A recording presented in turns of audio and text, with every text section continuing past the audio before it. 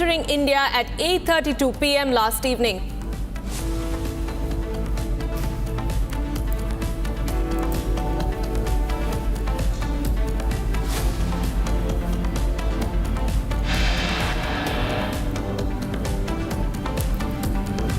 It's day 2 of 2611 mastermind Tahawwur Rana's interrogation. Top focus on Rana's 2008 visit to India, during which he recce'd multiple locations.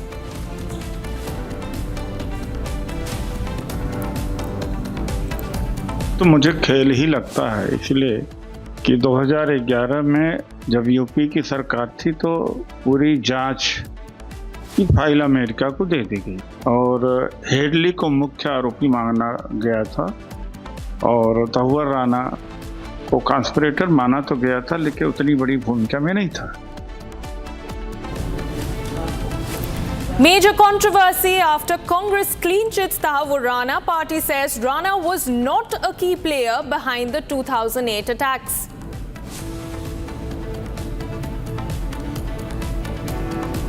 Mega anti-terror operations underway in Jammu and Kashmir's Kishtwar region. Top Jaish commander responsible for 5 deadly attacks neutralized.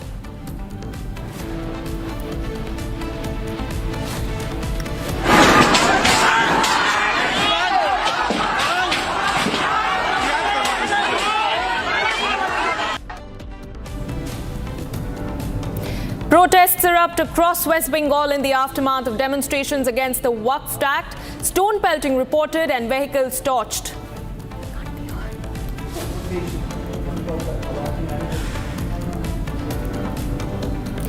US Vice President J.D. Vance set to visit India soon. First trip since taking oath in the Trump 2.0 administration.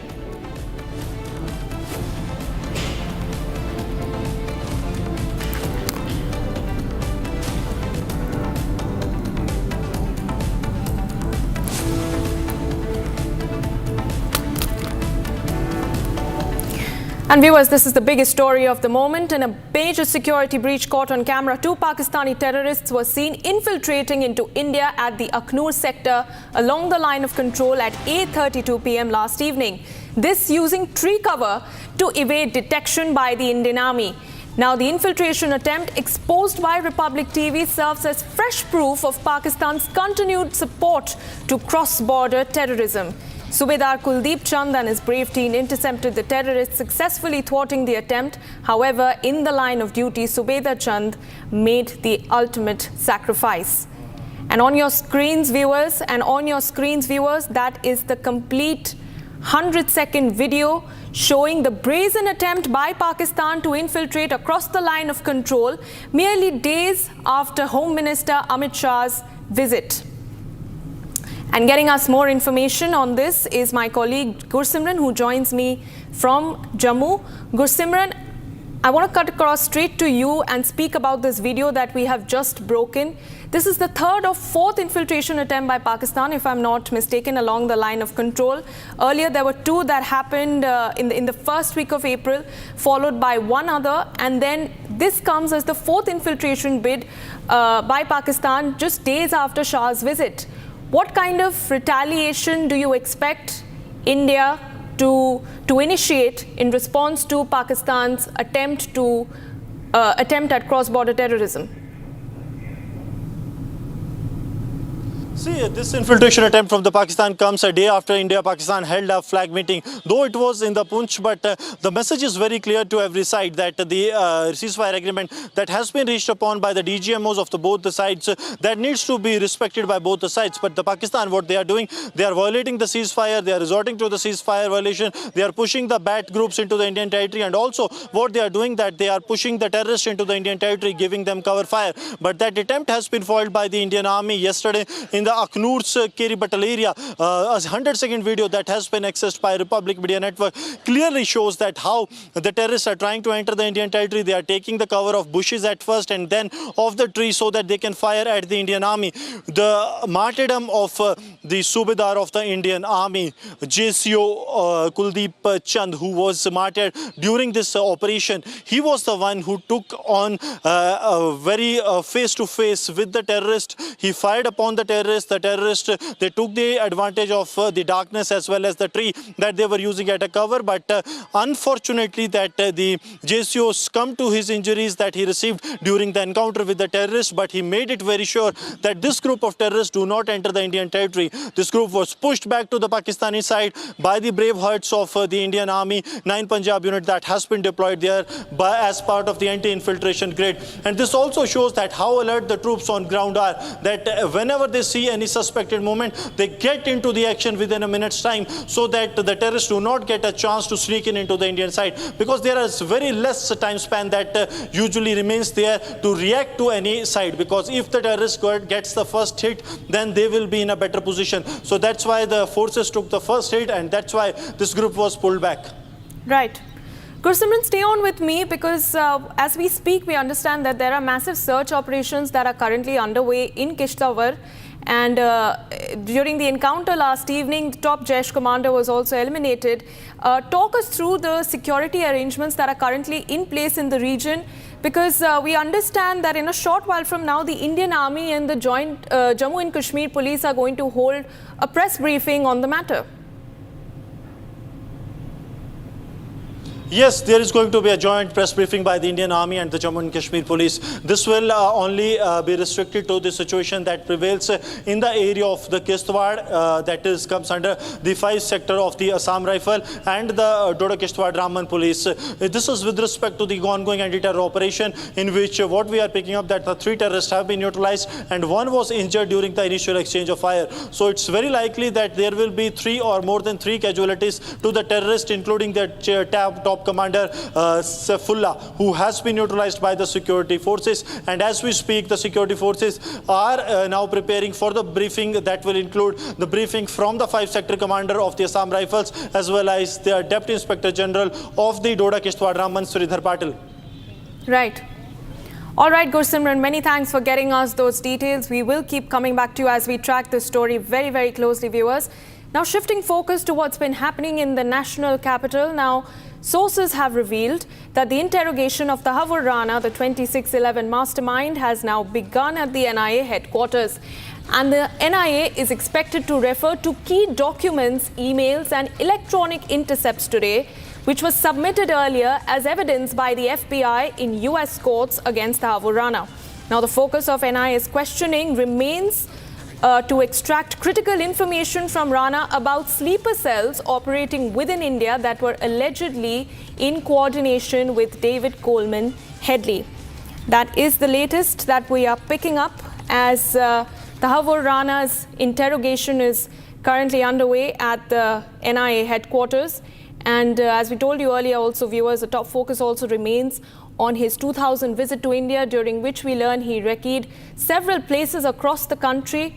He was in close coordination, close touch with David Coleman Headley just days after the attack. And one of the main aspects that the NIA is continuing to investigate is whether he had any links with the Pakistan Army and the ISI. And joining me on this broadcast, right from the NIA headquarters, is my colleague Piyush. Piyush, as we speak, the second round of interrogation of Tahawwur Rana has begun. Tell us, what is the line of questioning? What is it that the NIA is going to be investigating specifically today? So yes, Ayana, it is very important to first of all understand that the NIA has been able to get the 18-day custody of Tahawwur Rana, the person who is reportedly believed to be involved in plotting the 26/11 Mumbai terror attacks that had claimed 166 lives and had also resulted in 231 people getting injured. And in this process only, the interrogation has started. Today is the second day of the interrogation process. Yesterday also the NIA had interrogated Tahawwur Rana, but today is the second day of interrogation of Tahawwur Rana, in which today there is going to be a detailed form of interrogation that is going to be taken by the NIA, in which they are going to first establish of his links with David Coleman Headley, and from David Coleman Headley they would rather then also go ahead and establish his links with the Pakistani army and the inter-services intelligence. It is important to note over here, Ayona, that Tahawwur Rana was first serving in Pakistani army. He took the premature retirement from there and then went to Chicago to start his immigration business. From there, he got in touch with his childhood friend David Coleman Headley, and in a way, the process of radicalization began from there. And then, with the aid of Pakistani army, reportedly, they got to plan several sinister attacks that also included the Mumbai terror attack. Now, it is very important for the NIA to establish this link between the Pakistani army and Tahawwur Rana, and for this process only there is going to be a detailed course of investigation. Today, Tahawwur Rana is expected to be shown the documents, the calls, and also several forms of communication that he had, not only with David Coleman Headley, but several other affiliates like Ilyas Kashmiri and several other people who were being aided by the Pakistani army and the inter-services intelligence. And from there, the NIA is going to establish the link between Pakistani army and Tahawwur Rana. It is a lengthy process, it's a difficult process, but yes, if achieved, it is going to be a major embarrassment for the Pakistani army and the Pakistani deep state inter-services intelligence, and thereby the NIA is going to leave no stone unturned to establish the role of Pakistani army through Tahawwur Rana. Back to the studio. Piyush, continue talking to us, because we understand that one of the other key aspects that the NIA is currently investigating is his 2000 visit to India, during which we understand he recce'd several locations across the country and was in close contact with David Coleman Headley at the time. In fact, we understand that he visited Kerala, as we had broken yesterday. Today, we understand he visited Delhi and several other parts of Uttar Pradesh. What more can you tell us on that? So there are several stunning, some very chilling allegations, and if one may say, some of the detail that have been shared by the US court in a way when it convicted Tahawwur Rana and David Coleman Headley of the failed terror attacks which they wanted to do at a Danish newspaper, claiming that they had insulted the Holy Prophet Muhammad. The FBI had arrested them and they were convicted of their act in 2013. And in the conviction and of the documents, the legal documents, there have been some very stunning allegations that have come to fore of what exactly the sinister motive was. And in that, it has also been mentioned in some detail about how they actually planned the 2008 Mumbai terror attack also. And in this, it has been said that how Tahawwur Rana and David Coleman Headley made several visits to India, to Bharat, in order to understand and ascertain that how can they actually carry out the terror attacks and bleed Bharat in trying to visit these areas. Now, it is believed that they visited not only Kochi in the southern tip of Bharat, but they also visited Hapur, they also visited Agra, and several other places in national capital. A very chilling and a stunning detail which has come in the document of the US Court of Justice, and it has been mentioned now in the US Court of Justice, is that even after the 2008 Mumbai terror attacks, something that had gained international visibility, something that had resulted in loss of 266 lives, these people wanted to carry out one more terror attack, and their motive was to target National Defence College of Indian Army. So yes, they wanted to orchestrate a war between the Indian Army and the Pakistani Army, and this was the sinister motive, and thereby it becomes now very important for the NIA to interrogate Tahawwur Rana and establish that who actually were the deep state elements within Pakistan who were trying to carry out the sinister motive. Back to the studio. All right, Piyush, many thanks for those updates as we keep tracking those key details that are coming in straight from the NIA headquarters. Now, viewers also looking at the politics over Rana's extradition. Now, reacting to the controversy surrounding his earlier remarks on Tahawwur Rana, Congress leader Udit Raj has now issued a clarification stating that Rana had a major role to play in the 26/11 terror attacks, but that there were others also involved. And he has also gone on to say that David Coleman Headley should also be brought to India and be interrogated. He has issued this clarification claiming that his words were twisted. Now, this clarification comes after he had said earlier that The extradition seems like a game because back in 2011, when the UPA government was in power, the entire investigation file was handed over to the US, and it was only Headley who was identified as the main accused and not Tahawwur Rana. So there we have it, viewers. First, Congress attempting to clean chit Tahawwur Rana, and now issuing a clarification saying that their words were twisted. Let's first listen into that statement that was made earlier by Udit Raj, followed by his clarification.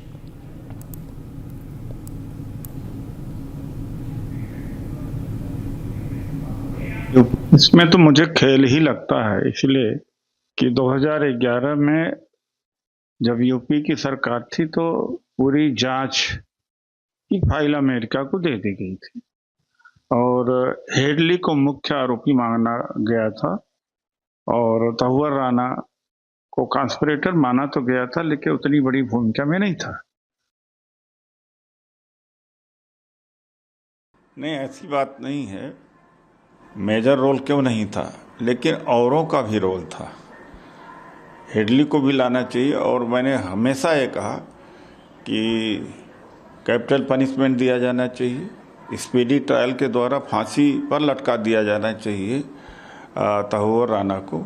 हमेशा कहा, लेकिन कुछ जगहों पर देखा गया कि उसको ट्विस्ट कर दिया गया है और यह उम्मीद भी किया जा सकता है गोदी मीडिया से, मैं क्या कर सकता हूँ, लेकिन मेरा बयान सही बयान नहीं है। मेरा सही बयान उस समय भी था, आज भी, कि स्पीडी ट्रायल करके उसको पनिशमेंट दिया जाना चाहिए, फांसी पर लटका दिया जाना चाहिए। And Piyush, my colleague, continues to be with me from the NIA headquarters. Piyush, yesterday we had Kanhaiya Kumar, who had said that the extradition of Tahawwur Rana was no big diplomatic success and that it was a ploy by the BJP to divert the public's attention from what he claims are the other real issues. And today we have Udit Raj, who has completely given a clean chit to Tahawwur Rana. What are the latest reactions that you're picking up on that? Because this is rather shameful, because India is still demanding closure and India is demanding justice from what happened in 2008. And here we have the Congress who are, in a way endorsing support for the masterminds of this huge terror attack. Well, I can tell you one thing, that political bickering in this sensitive matter, and in a way what one can say is a very big diplomatic achievement for the central government, is going to continue. The Congress party, the UPA government, in which this unfortunate incident first occurred and which were in power for a very long time, since 2014, could have made an attempt to extradite not only Tahawwur Rana but David Coleman Headley. However, you can understand that the first big attempt by the Indian government to extradite Tahawwur Rana actually began in 2020, and this has been revealed from the US documents of justice. And it is important to note over here, Ayana, that India had already signed a very comprehensive detail with US in 1997. So the UPA government does not have any excuse of why it delayed the process of extradition. Having said that, we are also now witnessing that in a way now there is a credit for which is being taken, and if one may say, to appease some voters, there have also been some statements which should have been avoided, because this is a very big diplomatic achievement, and one would only say, Ayana, taking into consideration of the details that are coming to fore, it is just a tip of an iceberg.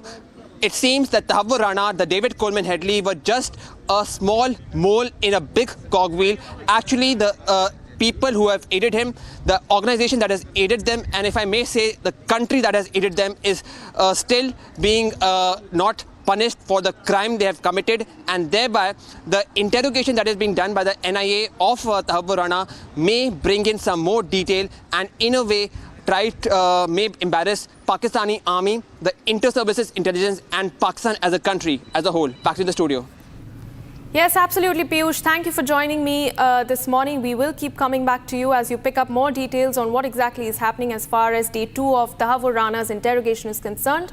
For the moment, viewers, we move on to what's been happening in West Bengal, Now, massive violence erupted across the state as a mob protesting against the Waqf Amendment Act clashed with police, set vehicles on fire, threw stones at trains and vandalized several railway stations. Now, the situation has turned violent in several places as this agitating mob started pelting stones and bricks at the police. The cops retaliated with batons, lathi-charged and hurled tear gas shells. Now, we're also learning that several policemen were injured in the clash along with some protesters. And those are the visuals on your screen from across West Bengal. We have Shiliguri, Kolkata, Murshidabad, Amtala and Jagaddal, where violent protests have broken out in opposition to the Waqf Act, and police has clashed with the protesters. And we're also learning that Bengal Governor C.V. Anand Bose has apprised the Home Ministry and Chief Minister Mamata Banerjee of the situation and urged the police and the protesters to maintain calm. Getting in the latest reactions from the BJP on the matter, let's listen in. Protest is welcome under democracy, but not violence. Public order cannot be disturbed and the people's lives cannot be tampered with in the name of protest. Very strong action will be taken against the miscreants who think they can take the law in their hands. On receipt of information about certain troubles likely to brew in certain parts of Bengal, there was a confidential discussion between the governor and the chief minister, the contents of which I do not want to let out in the public domain now. Even today, when some of the disturbance broke out, discussions were held with the government authorities, and the Chief Secretary has assured that government is taking very stern action against the miscreants and will not allow disturbances to escalate. The state is prepared. All action will be taken against miscreants. Nobody will be allowed to take the law in their hands. Mamata Banerjee ने पश्चिम बंगाल को पूरी तरीके से जिहादियों के हाथों में जिम्मी रख दिया। जिस तरीके से पश्चिम बंगाल के एक मंत्री रहते हुए सिद्दीकुल्ला साहब कलकत्ता में चिल्ला रहे थे कि पहले जिले के लोगों को टाइट देंगे, उसके बाद कलकत्ता को टाइट करेंगे, उसी समय उस व्यक्ति को पकड़ के जेल के अंदर डालना चाहिए था, जेल में ठूस देना चाहिए था। आज पूरे मुर्शिदाबाद जिले में जंगीपुर से लेकर धुलियान गंगा से लेकर सूती से लेकर एक एक जगह में वैंडलाइज हो रहे, हिंदू मंदिर तोड़े जा रहे हैं, हिंदुओं के घरों पर हमला हो रहा है, ट्रेन बंद है, 5 ट्रेन रास्ते में अटका हुआ है, 5 ट्रेन। अब सोचिए कितने लोग जिनकी जिंदगी की क्या गारंटी है, कोई गारंटी नहीं दे पा रहे। ममता बनर्जी पूरी तरीके से विफल हो चुकी है लॉ एंड ऑर्डर मेंटेन करने के लिए। पुलिस इंजोर्ड है, 10 से 12 पुलिस इंजोर्ड है। पुलिस को हाथ में हाथ धरे, गोली नहीं चला रही पुलिस। गोली किस लिए रखा है? किसी के शादी के अवसर पर फटाने के लिए, वो चलाने के लिए रखा है क्या ममता बनर्जी ने? ममता बनर्जी को चाहिए इमीडिएट केंद्र से बात करके केंद्र की पैरामिलिट्री फोर्सेस को तैनाती करनी चाहिए और लाठीचार्ज करनी चाहिए बंदरों के ऊपर। जिस तरीके के उपद्रव ये लोग मचा के रखे बंगाल में, इनको बहुत सख्त हाथों से इनका ट्रीटमेंट होना चाहिए, नहीं तो पूरे बंगाल को ये लोग वैंडलाइज कर देंगे। The Republic Positive Influencer Program, which will be run from the Republic campus here, which is Asia's largest integrated news center. Now, we aim to bring diverse set of people from across the country into our campus to create content which will proliferate positive change in the society. You can create content in the fields of health, defense, technology, even politics, science, and history. If you have the talent and want the reach, apply now. Be the content creator who changes the conversation. Log on to republicpositiveinfluencer.in now.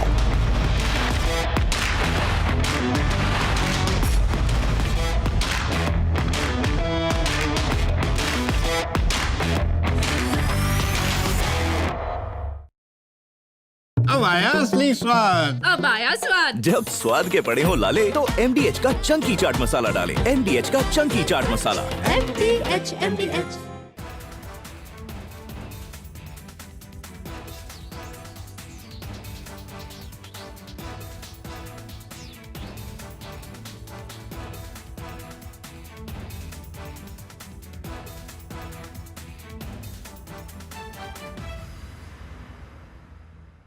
सस्ते वाले दाल मसाले स्वाद हुआ बेकार। MDH की हल्दी मिर्ची धनिया करे कमाल। ये रंग दे, ये खुशबू दे, ये तीखा, ये कम पड़े। क्या निराला MDH masala. Last night, while the entire national media, the Lutyens media and that corporate media was in deep slumber, only Republic brought you minute-to-minute, ground-level coverage. This week on Get Me Right, the death of Hurriyat in Kashmir foretold. Is separatism past its use-by date in the valley? Also, how the change of guard in the Communist Party of India Marxist does not change much for India's left. And the Congress's feeble attempts at retrieving Sardar Patel's legacy yet again might not succeed.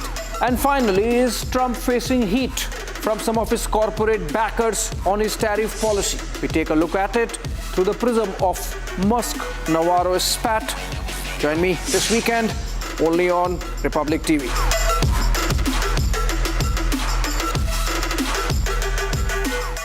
अब आया असली स्वाद। अब आया स्वाद। जब स्वाद के पड़े हो लाले तो MDH का चंकी चाट मसाला डालें। MDH का चंकी चाट मसाला।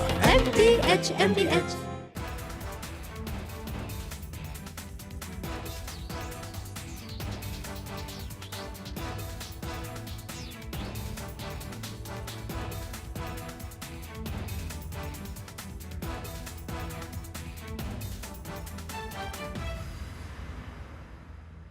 आपके घर के खाने में रेस्टोरेंट जैसा स्वाद ले आए MDH का शाही पनीर मसाला। पनीर को क्या मस्त बना डाला। The BJP and the AIDMK have reunited for the Tamil Nadu elections, and Palaniswamy of the AIDMK is going to be leading the alliance. What this signifies is that the BJP is getting very practical about coalition politics. The NDA is going to be a super big tent of like-minded parties working together in national interest. The AIDMK has become practical and realized it needs to pitch on to the BJP's tent. The BJP has become practical and realized it needs to take the AIDMK. From Asia's largest news headquarters, setting the agenda for Bharat.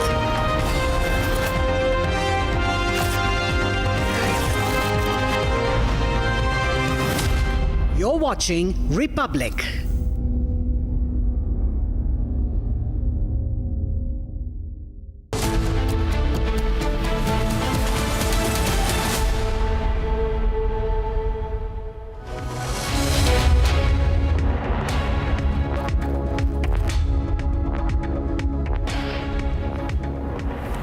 Very good afternoon and thank you for tuning in. You're watching Live and Breaking at 12. I'm Suesha Sawan from getting you that clincher tape where Pakistani terrorists who were infiltrating to our side, all of that was caught on camera, to the big success that our forces have had in the Kishtwar operation. That and much more. First, a quick check of the headlines.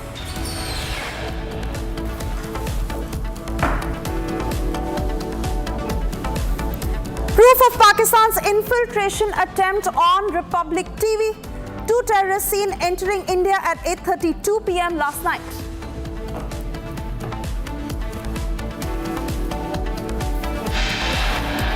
It is day 2 of 2611 Mastermind Tahawwur Rana's interrogation. Focus on Rana's 2008 visit to India, during which he recce'd multiple locations.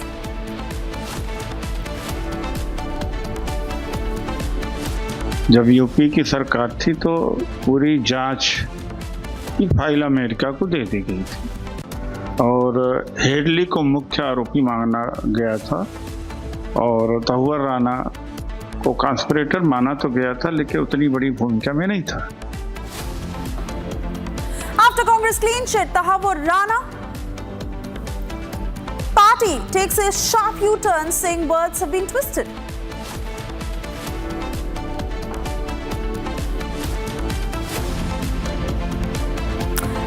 Anti-terror operations underway in Jammu and Kashmir's Kishtwar region. Top Jaish commander responsible for 5 deadly terror attacks has been neutralized.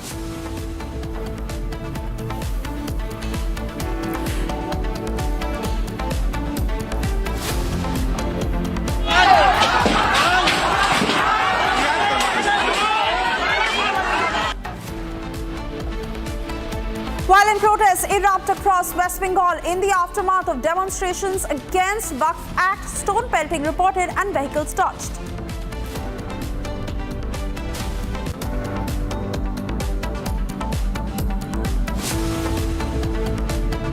US Vice President J.D. Vance set to visit India soon, first trip since taking oath in the Trump 2.0 administration.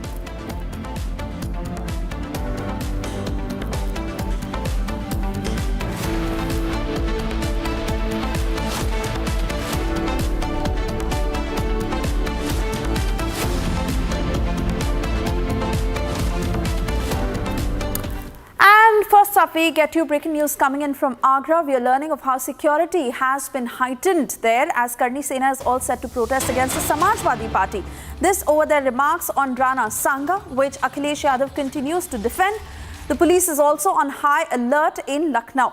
There you see those pictures of how the security has been beefed up and heavy deployment on the ground, barricading that has been created all across to ensure no unruly situation unfolds.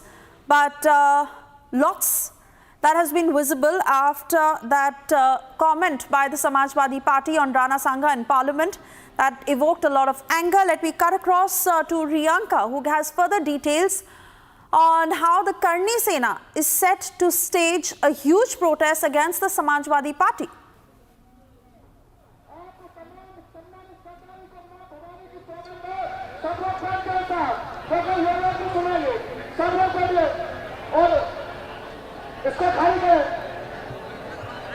Riyanka. Well, if you can hear me, I am currently at that particular protest site where this particular Rakt Swabhiman Sammelan, which has been organized by the Karni Sena, the protest against the Samajwadi Party MP Ramji, Suman, who had made several controversial statements. Let us show you the visuals of this particular gathering here in Agra.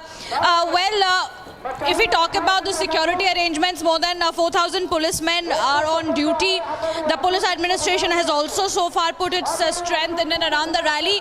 The rally has already begun. You can see the number of people, the supporters of the Karni Sena, the members of Karni Sena are all here. And they are, of course, raising their protest against the Samajwadi Party MP Ramjilal Suman, who had made several controversial comments against Rana Sangha. And this particular protest is happening on the birth anniversary of Rana Sangha. We are showing you the visuals, and they are raising slogans of Jai Bhavani. And what we also understand that they want, their protest is basically about asking an apology from the Samajwadi Party MP for making those controversial statements against Rana Sangha. And the people here, they say very clearly that the MP must apologize. The ultimatum has been given till 5 p.m. and if he doesn't, then those protesting will be moving towards his residence in Agra, which is why a huge security deployment has in fact been made. All arrangements for any kind of violence has also been kept in place. We continue to show you these visuals that we are getting in from this particular the protest site here in Agra. Full preparations are on. The protest has already begun. The number of members of Karni Sena who are currently present here are all seated. Most of the supporters are also coming in. There is in fact expectation of nearly 3 lakh of supporters who will be coming in here to raise their anguish against the controversial statements made by Samajwadi Party MP against Rana Sangha. Oh yes, absolutely. And in fact, the Samajwadi Party has already seen a teaser of it in terms of how there was a massive protest outside Ramjilal Suman's residence. Twice that has happened. Twice there has been an attempt. And now the Karni Sena coming out in full force to retaliate against the SP. But Akhilesh Yadav continues to defend his man. where he says that it is the BJP that is responsible for divisive politics, but he has never owned up or even apologized for the kind of statement that was made by Ramji Lal Sumad against Rana Sangha. Absolutely, Samajwadi Party has already been in denial of this particular entire situation, and they have been defending Ramji Lal Suman, and Akhilesh Yadav has already said that it is the Bharatiya Janata Party that is rather going ahead and getting into divisive politics. And you can see the situation behind me. All these protesters, they are from the Rajput community, and they are of anguish and anger that how could the Samajwadi Party MP Ramji Lal Suman make such a comment against Rana Sangha. So we have to also understand for how long can the Samajwadi Party keep its distance and continuously blame the BJP over such controversial statements that have been made. Remember, the statement was made by Ramji Lal Suman in the Rajya Sabha, and since then there have been a huge protest that has been lodged. In fact, Ramji Suman's residence has also been very well secured. There are huge levels of barricades which have been given in order to curtail the huge amount of crowd which is very likely expected to move from this location at the protest site to his residence if the Samajwadi Party MP does not go ahead and tender his apology. So we have to wait and see whether or not this particular situation takes a violent face, or whether there will be any responsibility taken by the Samajwadi Party in this regard. All right, Priyanka, many thanks for getting us those details. Of course, we keep coming back to you as the story develops. For the moment, we move on. And yes, a major security breach that was caught on camera. Two Pakistani terrorists were seen infiltrating into India at the Akhnoor sector along the line of control at 8:32 p.m. last night, using tree cover to evade detection by the Indian Army. The infiltration attempt that was exposed by Republic TV serves as proof of how Pakistan continues to provide support towards cross-border terrorism. Subedar Kuldeep Chand and his brave team that intercepted those terrorists, successfully thwarting any attempt. However, in the line of duty, unfortunately, Subedar Chand, who made that supreme sacrifice. That CCTV footage on your screens where you see Pakistani terrorists infiltrating onto the Indian side. They were hiding behind the trees, something that they have always taken advantage of, hiding behind the thick cover of vegetation. And very unfortunate, after the army officer who received injuries and later succumbed to his injuries, that we cut across to Gursimran for further details on the same. Gursimran, of the mountain of evidence that India has presented to Pakistan in terms of how they have pushed terrorism into India and how there has been a constant infiltration bid, they have rejected all this evidence. But how long can they continue to do so? Because they stand exposed in front of the international community, and this very clincher tape once again indicating the same. See, it's very clear that how Pakistan is desperately trying to vitiate peace process in Jammu and Kashmir. If we speak of the two ongoing anti-terror operations, it's very evident that how Pakistani terrorists are being killed inside the hinterland, especially if we speak of the ongoing anti-terror operation in the Kishtwar Chatru, where 3 Pakistani terrorists have been killed, including their top commander Saifullah, and 1 other terrorist is injured, who also the forces believed will be neutralized in a short while from now. While on the other hand, when the terrorists are getting killed, Pakistan is pushing more and more terrorists into the Indian territory. And this 100-second video is the proof of the Pakistan desperately trying to push in terrorists into the Indian territory, caught in the Akhnoor scary battle sector. This is the proof which the Pakistan needs to see, that how they are pushing the terrorists into the Indian territory. Though the Pakistan's attempt was foiled, but the brave heart of the Indian Army, the 9 Punjab JCO Subedar Kuldeep Chand, has made the supreme sacrifice. But this also speaks volumes of the Indian Army and its valor along the line of control, that how despite braving all odds, they made the supreme sacrifice to ensure that the sanctity and the sovereignty of the country remains intact. And so does is the case in the Kishtwar, where the brave hearts of the Indian Army along with the Jammu and Kashmir police, they are fighting with the Pakistani terrorists in the snowbound area. At a time, these snowbound areas, they are very difficult, even impossible to track on. The forces are conducting the anti-terror operations, and 3 Pakistani terrorists have been neutralized so far. That includes the Jaish-e-Mohammed, their top commander Saifullah, Abdullah, who is a Pakistani terrorist and is carrying a 5 lakh reward. He's behind 5 deadly terror attacks that have taken place in the Doda, Kishtwar and in the Anantnag district of Jammu and Kashmir, starting from the 16th of July last year in the Desa area. Then what we saw in the month of September when he attacked the Indian Army troops, 2 of them made the supreme sacrifice. And then in the November month in the Kuntwara, we saw how the 2 VDG persons were killed in a ISIS fashion manner by these dreaded terrorists of Jaish-e-Mohammed. And now the forces have encircled them, 3 of them neutralized, but this CCTV shows the real face of Pakistan. Oh yes, absolutely, Gursimran. And the more we lot of forces, the lesser it is of the difficult conditions, the challenges that they have to go through in order to curb terrorism, which is why I want you to talk about the challenges of this particular operation and what had happened, because they take advantage of the topography, of the thick vegetation, of the tree covers, and the weather added to it, which makes it very difficult for our forces in order to, thwart such infiltration bids. But this is how they continue to fight it. See, it's very evident because what is happening that these terrorists, they have been trained in such a manner. It's a couple of weeks ago that we have shown one of the video that has surfaced from the Pakistan-occupied Jammu and Kashmir, in which the terrorists can be seen taking the jungle warfare training. And when they infiltrate into the Indian territory, the Pakistan has completely changed their tactics. Earlier, what used to happen that the terrorists used to infiltrate from the international border area. They used to target the establishment of the Indian Army or of any of the security forces as part of their Fidain squad. But now the things have changed completely. The terrorists are entering the Indian territory whenever they got an opportunity to sneak in, especially from the international border area. We have witnessed large-scale infiltrations taking place in last couple of years. And these terrorists then are taking the routes towards the upper reaches of Kathua. Starting from the Hiranagar, then they head to the Rajbagh side, to Bilawar, then to Machedi, and then Dhanu Parol and upside. Either they take the route of the Udhampur or they directly head towards the, from the side of Basantgarh. They head towards the upper side, Chhatargala, and then to the Doda district, then forward to the Kishtwar district. This has been one route they have been following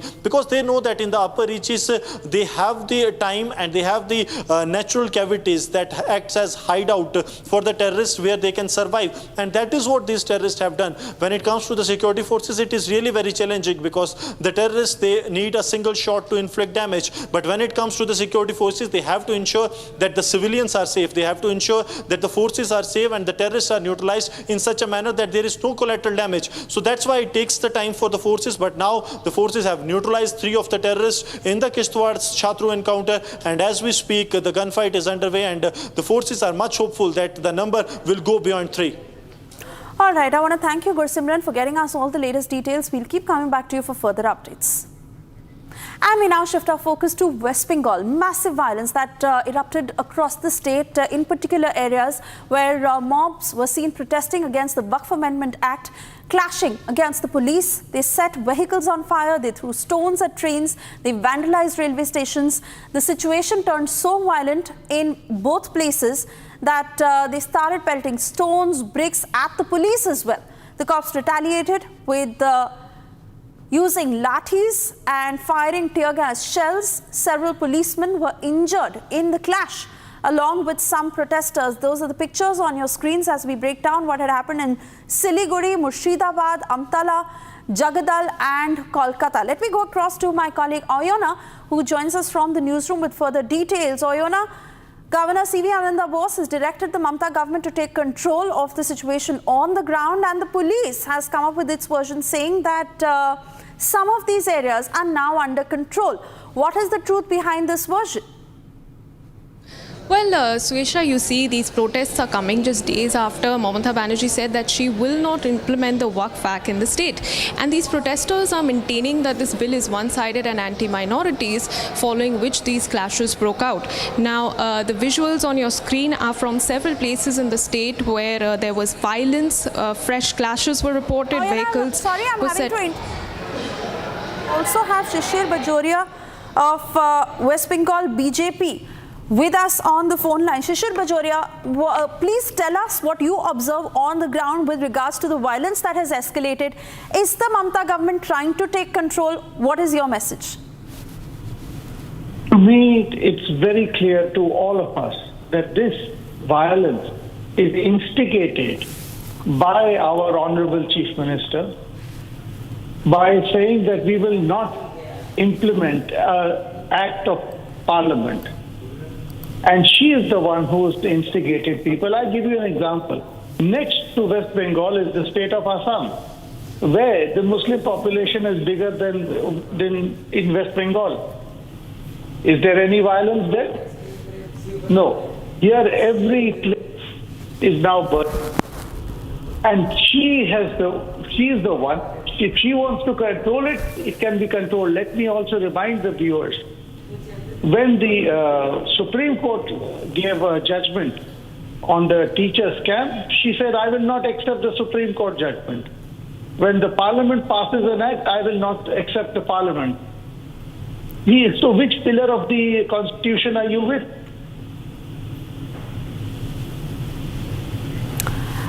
Absolutely, point taken there, but here the police is saying that some areas are in control right now.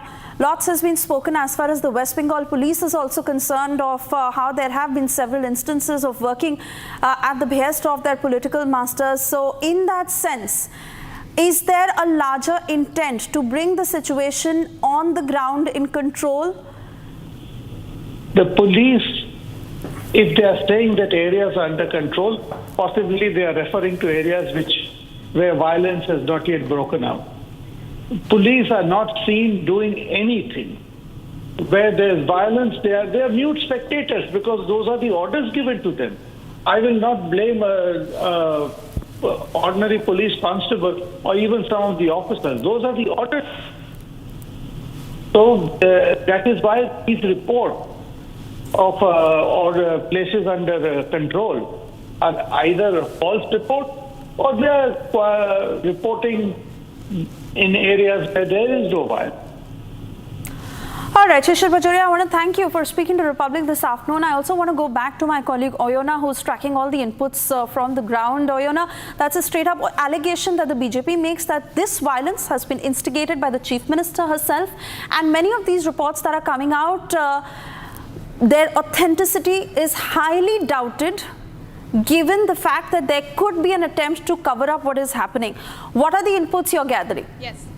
Absolutely, Suesha. There does seem to be an attempt at street anarchy as far as these protests are concerned, because we understand that this mob was instigated. They went hurling stones at the police, after which there were major clashes reported. And not only that, we understand that the mob has even targeted railway stations, local shops, setting vehicles on fire. So it's a little it's a little difficult to understand who is exactly orchestrating this anarchy as far as these protests are concerned. And yes, Governor C.V. Ananda Bose has apprised the Chief Minister of the situation. In fact, the Home Ministry is also aware of it, as we understand. And as we speak, over 100 miscreants have so far been arrested, while at least 10 to 20 police personnel and several locals have been injured. So it's really up to the Mamata Banerjee government to take control of the situation and make sure that law and order is in place, because right now, as we understand, the situation is tense in several parts across the state, and law and order has gone for a toss. Suesha. All right, Oyona, thank you for speaking to us. Rupa Ganguly is also with us on the phone line. Thank you for speaking to Republic. Your response to the ongoing violence that is being witnessed in West Bengal over the Waqf Amendment law? See, I'm sorry to say that in my state, law and order has gone to dogs for many years. And this was inevitable. And the Mamata government should have understood by now that in every bill which is passed, in most of the cases, there are a group of people who create truckers, break trains, and fell stones in all the office buildings, and they are later on they are allowed to go. The question is, people who have been, the fire, but the case has been lodged against those people. One needs to check that how many days and what are the punishments these people are given. They will not be given any punishment. Mamata government do not have any courage to act against the Muslim community who are behaving badly. I want to add that all the Muslim people are not into this ruckus. There are a few groups which are doing such things and creating a lot of nonsensical comments and issues, igniting the people, igniting the whole society. And Mamata Banerjee do not have any courage to even stop that, or I don't see any kind of attempt she has taken in the near past, which will prove that yes, he has the control over the law and order in our state. All right, Rupa Gangli, thank you for speaking to Republic this afternoon. We also have several reactions from the BJP. Let's listen in.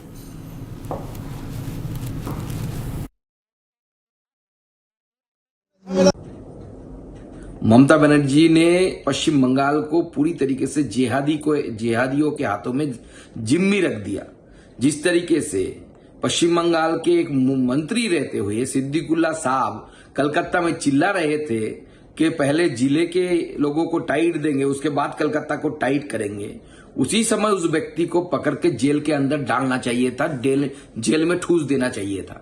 आज पूरे मुर्शिदाबाद जिले में जंगीपुर से लेकर धुलियान गंगा से लेकर सूती से लेकर एक एक जगह में वैंडलाइज हो रहे, हिंदू मंदिर तोड़े जा रहे हैं, हिंदुओं के घरों पर हमला हो रहा है, ट्रेन बंद है, 5 ट्रेन रास्ते में अटका हुआ है, 5 ट्रेन। आप सोचिए कितने लोग जिनकी जिंदगी की क्या गारंटी है, कोई गारंटी नहीं दे पा रहे। ममता बनर्जी पूरी तरीके से विफल हो चुकी है लॉ एंड ऑर्डर मेंटेन करने के लिए। पुलिस इंजोर्ड है, 10 से 12 पुलिस इंजोर्ड है। पुलिस को हाथ में हाथ धरे, गोली नहीं चला रही पुलिस। गोली किस लिए रखा है? किसी के शादी के अवसर पर फटाने के लिए, वो जो चलाने के लिए रखा है क्या ममता बनर्जी ने?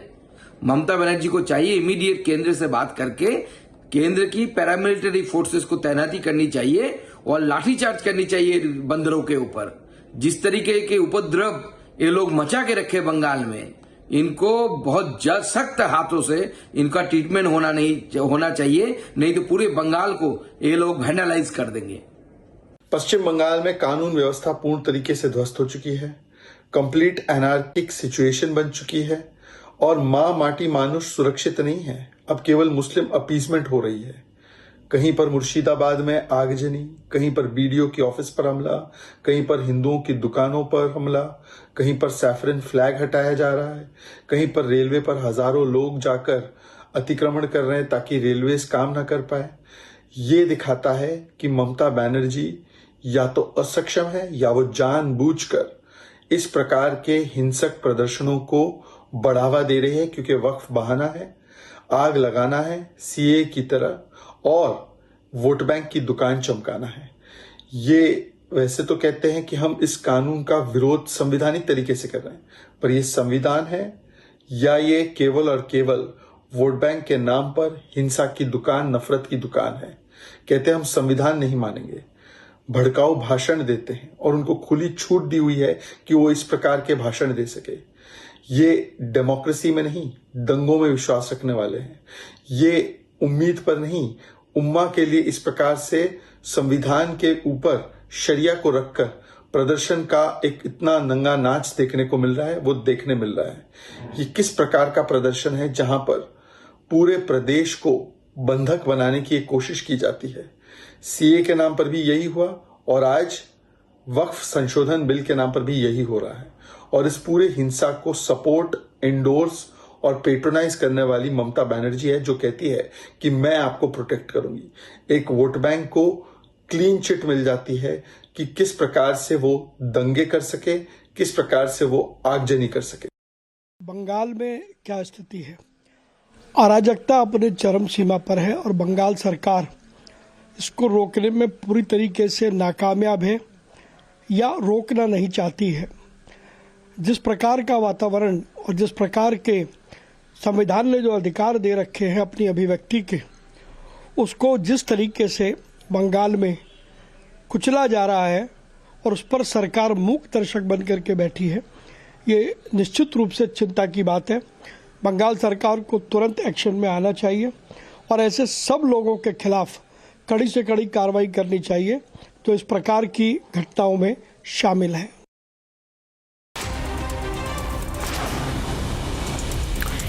Security heightened in Riyasi in Jammu and Kashmir as Prime Minister Modi is expected to inaugurate Udhampur-Srinagar Baramulla rail link later this month. The railway project is important for Indian Railways, through which entire country's railway network is getting connected to Kashmir's rail network. Punjab DGP Gaurav Yadav conducted midnight inspection on Friday under Operation Satark as part of the police mission against drug peddlers. Later, he told reporters that Punjab police is on alert about fighting drug issue in the state. Punjab government has initiated an operation against drug peddlers in the state. Security forces deployed in Jangipur, Murshidabad in West Bengal, where people staged a protests against the Waqf Amendment Act. Several vehicles were towed. Security has been heightened in the area. According to the Bengal police, situation in Suti and Samsarganj areas of Jangipur are under control. A fresh round of violence broke out in Murshidabad on Friday over Waqf law as mob threw stones at a train stationed at the Nimtita station. The mob also vandalized the station property. A significant explosion that rocked MMP Aluminium Industries in Nagpur district on Friday evening, leaving 7 individuals injured. 2 of the injured are in critical condition and have been hospitalized. The aluminium powder used in the foil and powder manufacturing fueled the ongoing fire, complicating efforts to fully extinguish the blaze. On YSRCP's allegation regarding cow deaths in Tirumala Tirupati Devasthanam's Gaushala, TTD board member Bhanu Prakash Reddy said that YSRCP party is a clear example of the decline in moral values in politics. Earlier, former Tirumala Tirupati Devasthanam's chairman and YSRCP leader Bhumana Karunakar Reddy has alleged that over 100 cows died in Temple Trust Gaushala due to neglect by the TDP-led Andhra Pradesh government.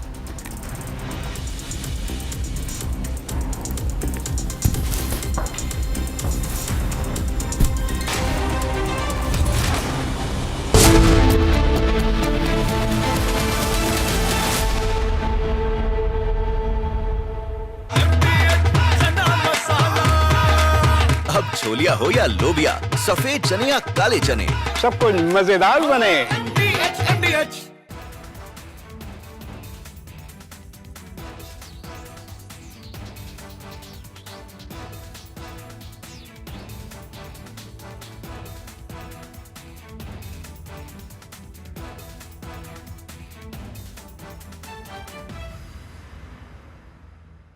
सस्ते वाले दाल मसाले स्वाद हुआ बेकार। MDH की हल्दी मिर्ची धनिया करे कमाल। ये रंग दे, ये खुशबू दे, ये तीखा, ये कम पड़े। क्या निराला MDH masala.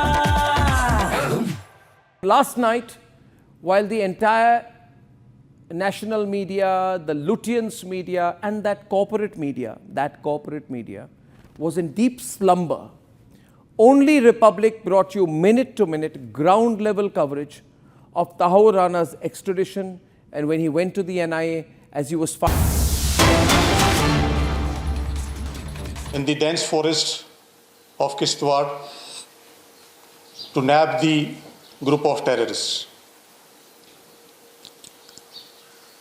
In the operation, the troops displayed great tactical acumen and swiftness and ensured zero casualty to on troops.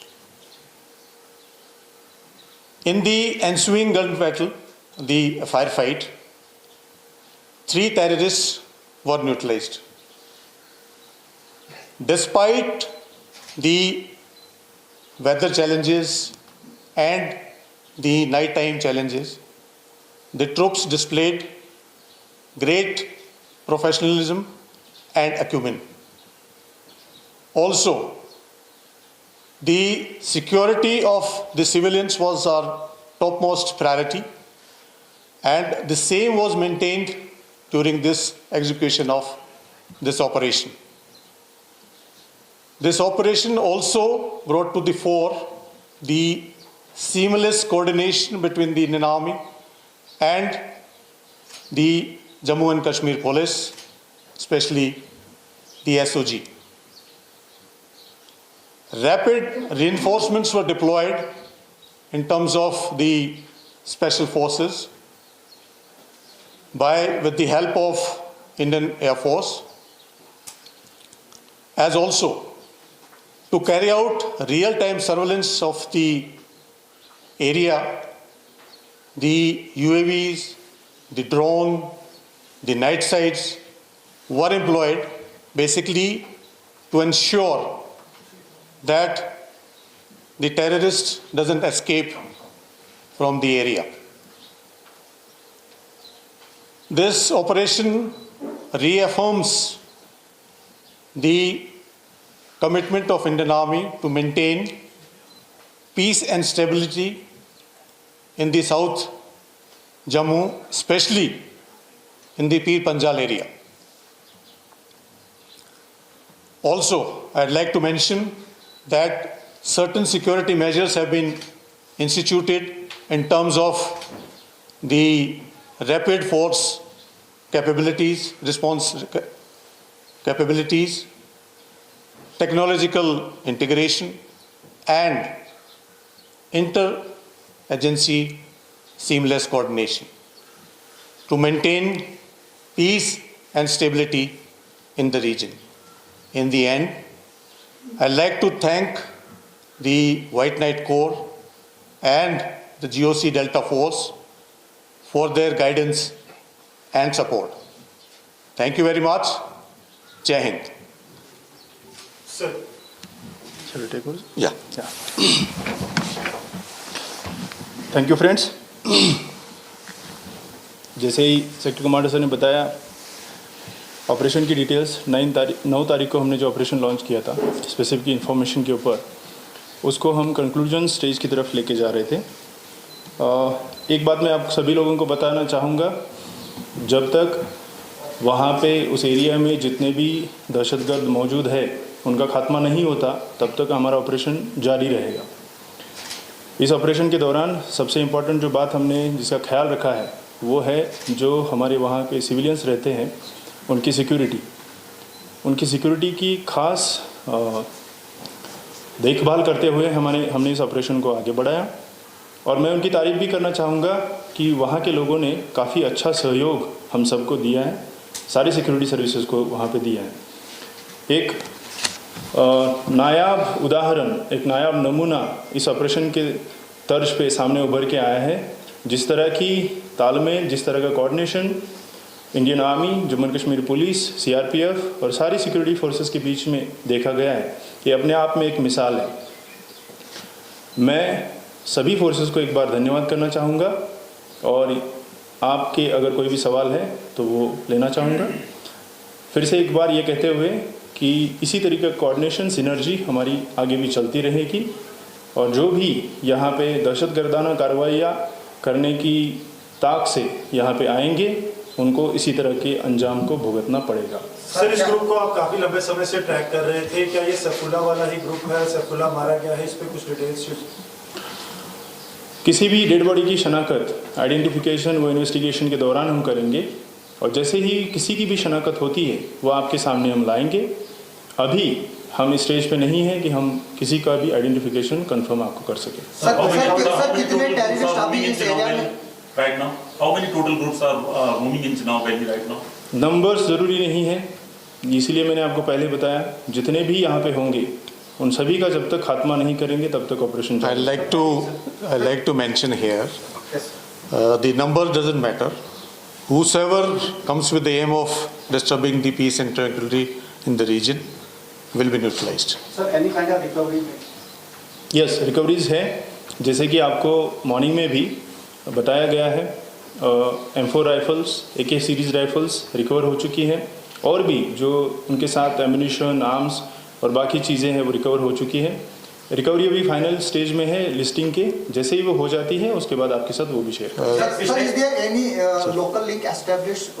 Is any local body providing them support during logistics? ये सब इन्वेस्टिगेशन की चीज़ें हैं, जब इन्वेस्टिगेशन में सामने आएगी तभी आपके साथ शेयर की जाएगी। ये अभी हम स्टेज में नहीं। पिछले साल से अभी तक सर काफ़ी बार जो है एनकाउंटर हुआ, लेकिन कैजुअलिटी काफ़ी ज़्यादा जो सिक्योरिटी फोर्सेज की हो रही है। इसकी क्या वजह है कि किस तरीके का एडवांटेज जो है आतंकवादी हमला है? आप लेना चाहेंगे? मैं आपको बताना चाहता हूँ कि कुछ सीख लेते हुए कुछ मेजर्स इंस्टीट्यूट किए हैं हमने, और इसी की बनस्पत आपने देखा होगा कि जो भी हमारा ऑपरेशन हुआ है जिसमें हमने 3 टेररिस्ट को न्यूट्रलाइज किया है और 0 कैजुअलिटीज़ टू ऑन ट्रूप्स। क्या क्या इंस्टीट्यूट मेजर्स इंस्टीट्यूट किए हैं, कुछ एक का जिक्र मैंने किया था। कुछ एक ऑपरेशन के कारण हम यहाँ पे आपके साथ में शेयर नहीं करना चाहते, लेकिन मैं आपसे यही बताना चाहता हूँ कि इंडियन आर्मी का फर्म रिजॉल्व है ये कि जितने भी दहशतगर्द हैं उनको न्यूट्रलाइज किया जाएगा। धन्यवाद। सारे आतंकवादी फॉरेनर थे कि कोई लोकल भी है?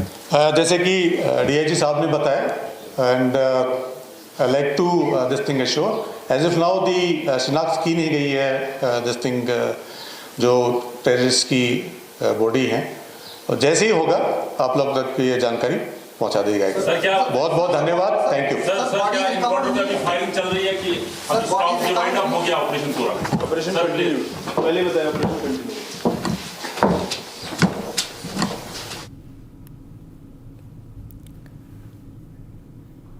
All right, that was the joint briefing by the Jammu and Kashmir Police and the Indian Army as far as the Kishtwar anti-terror operations are concerned. Now, viewers, remember there were mega security ops that were launched in the region 2 days ago, and 3 Jaish terrorists have been neutralized in a big win for the forces.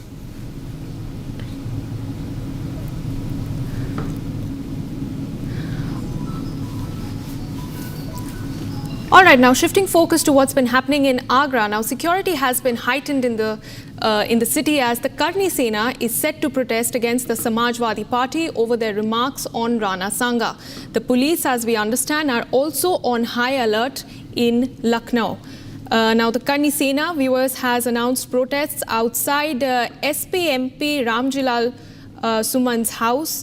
And this comes days after he had made controversial remarks during the parliament session insulting Rana Sanga, and his comments had sparked outrage across the Rajput community, and BJP leaders and Karni Sena leaders and various Hindu organizations had come out accusing the leader of insulting Hindu pride and hurting Rajput sentiments.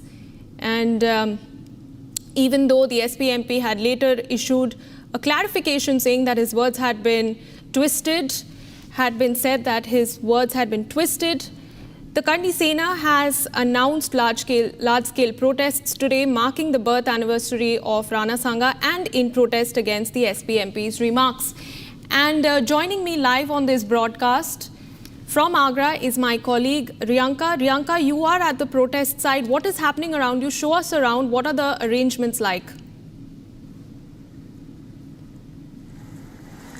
Well, earlier I was inside that particular tent where the stage has been set and the protest is happening, but I've come a little forward towards where the number of people are moving towards the protest side. We will just try and show the arrangement. There's a huge parking that has been made here, and you know, the number of people you see in my frame right now, they are all members of the Karni Sena. They are carrying with them sticks and talwars here.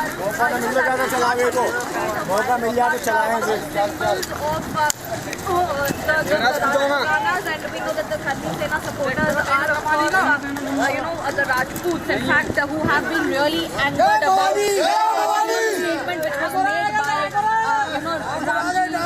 Ramji in the parliament, in the Rajya Sabha, and these people, of course, they are quite angry because they want an apology from him. Let us, come and show you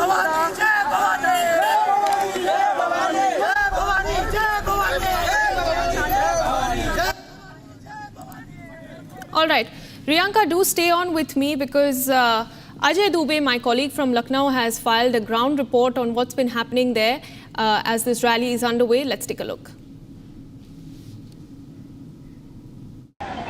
Rana Sanga के जन्मदिन के दिन आज उत्तर प्रदेश में तमाम protest किए जा रहे हैं। करनी सेना की तरफ से ये प्रोटेस्ट किए जा रहे हैं। लखनऊ उत्तर प्रदेश की राजधानी के हजरतगंज चौराहे पर भी एक बड़ा आयोजन प्रोटेस्ट को लेकर है और सुरक्षा इंतजाम आपको हम दिखाते हैं। इस सुरक्षा इंतजामों को देखिए, पुलिस की मौजूदगी को देखिए और तमाम पुलिसकर्मी यहाँ मुस्तैद हैं। 100 से ज़्यादा पुलिसकर्मी यहाँ लगे हैं। हम आगे बढ़कर तस्वीरें और आपको दिखाते हैं और ड्यूटी पर मुस्तैद इन पुलिसकर्मियों को देखिए।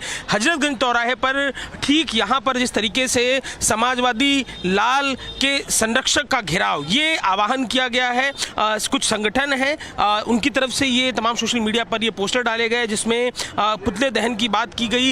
रामजीलाल सुमन का वो बयान, जिस बयान के चलते ये पूरा विवाद है।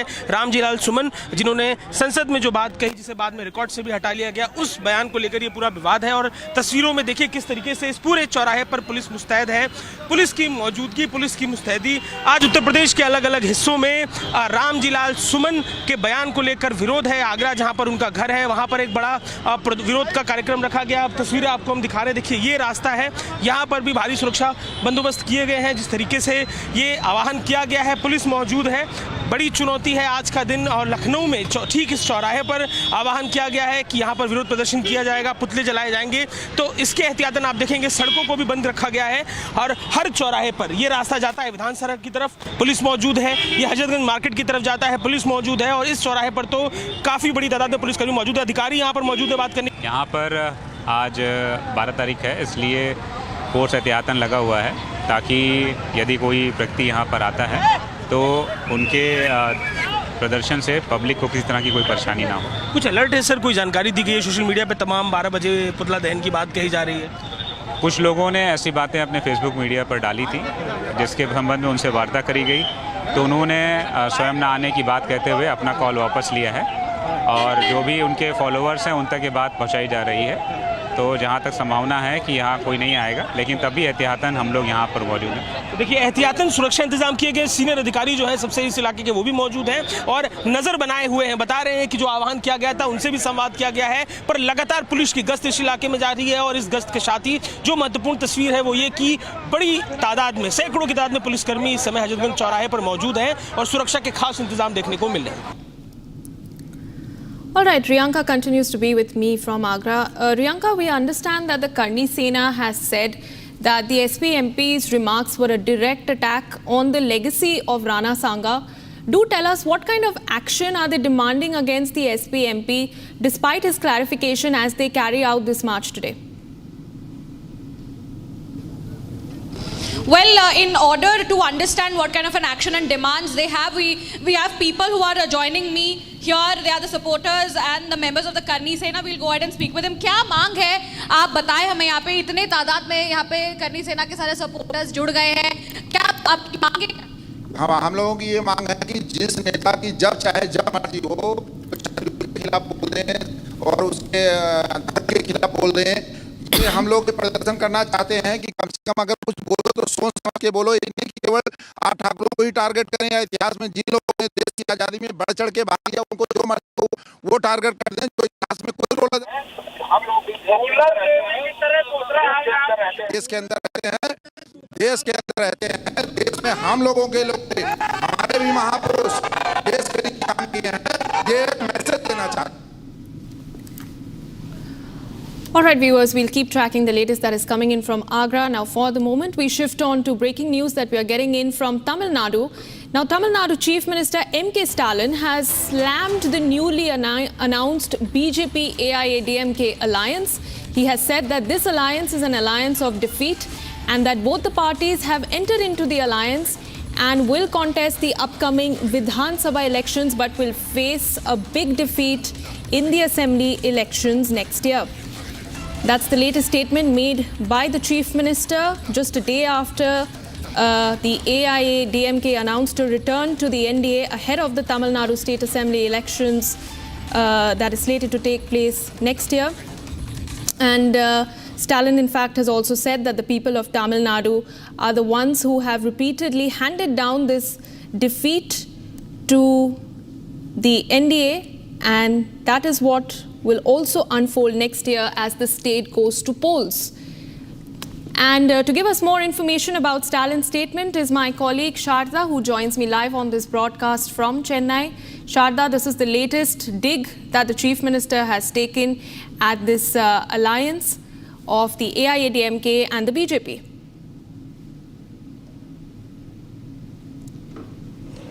Well, Amit Shah's visit yesterday made sure that the India alliance happened for the 2026 elections in Tamil Nadu. So the AIADMK and BJP will now be contesting the 2026 elections together, and it will be a coalition government. And Amit Shah has also announced that Edappadi K. Palaniswamy would be heading this particular government and this coalition if the alliance comes into place after the elections in 2026. It is to be noted that while AIADMK is all happy with this particular alliance, DMK, the current ruling party, is called the AIADMK, saying that due to fear against the DMK government, the AIADMK now have fallen into the trap of BJP, making this alliance, making it much more easier for them to fail, because noting the particular issues that Tamil Nadu has been facing in the last 2 months, starting from the need, the delimitation, the national education policy, and multiple other issues that the Tamil Nadu has against the centre, is something that the DMK completely stands against. And now with the AIADMK and BJP alliance, it makes it much easier. Stalin stated that the AIADMK is giving the way.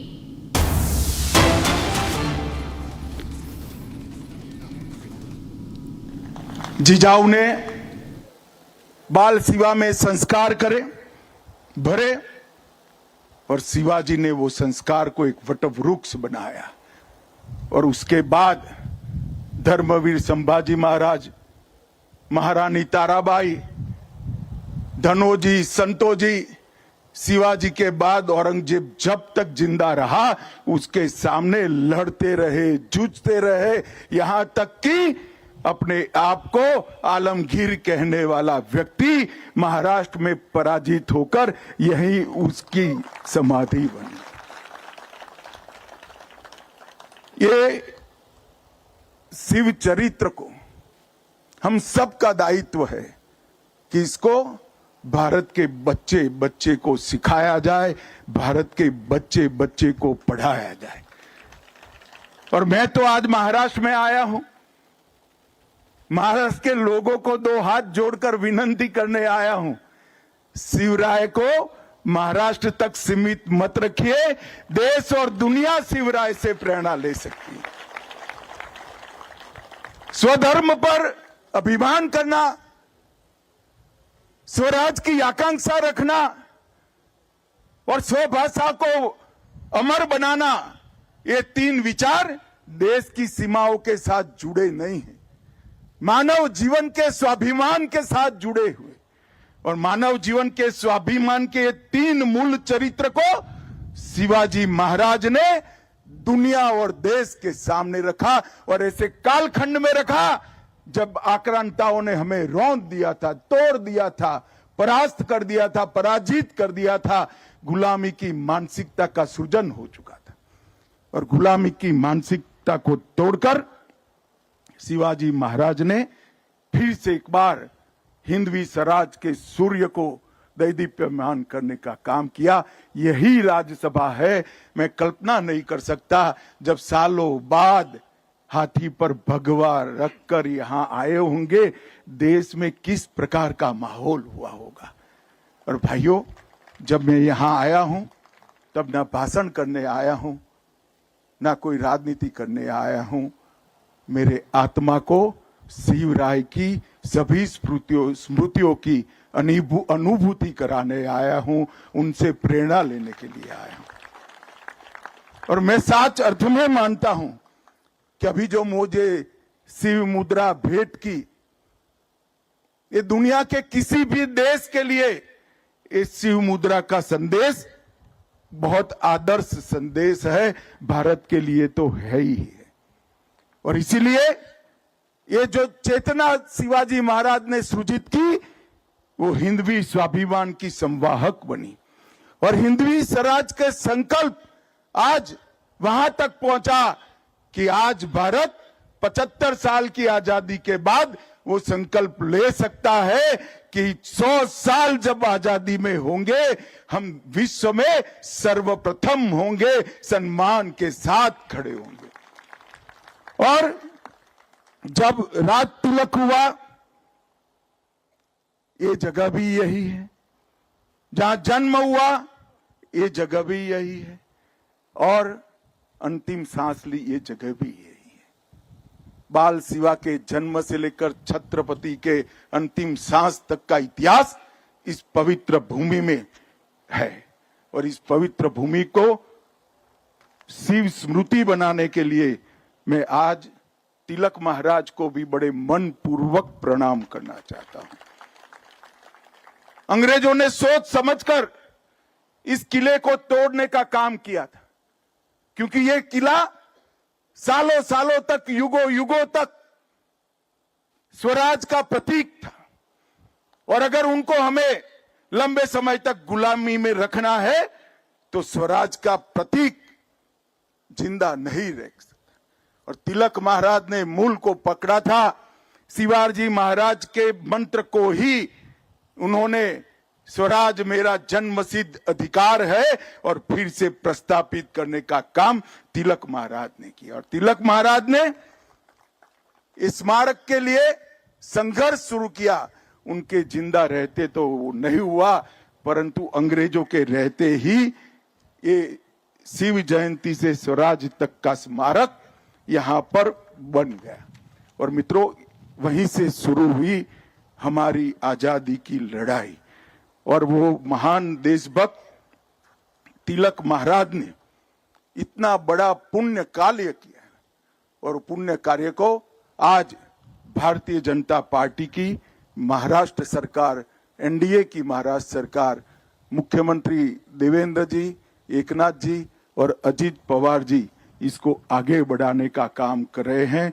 ये रायगढ़ स्मारक मंडल का जो काम है उसको अनेक प्रकार की सरकारी सुविधाएं भी देकर रायगढ़ को पूरे देश के युवाओं के लिए पर्यटन का स्थल नहीं, प्रेरणा का स्थल बनाने के लिए हमारी दोनों सरकारें कटिबद्ध हैं। मैंने आते वक्त ही देवेंद्र जी को कहा कि 7वीं से 12वीं कक्षा का हर बच्चा एक बार ये पुण्य स्थली पर आए, प्रेरणा स्थली पर आए, वो सुनिश्चित करना पड़ेगा। आज मैं बाबा साहेब पुरंदरे जी को भी याद करना चाहता हूं। इसके पास में ही उन्होंने शिवाजी का एक बहुत बड़ा स्मारक बनाने का काम किया है, और ये दो स्थान मिलकर शिवाजी और मराठा साम्राज्य के पूरे गौरववंत इतिहास का पूरी देश को और दुनिया को स्मरण कराने का काम करेंगे।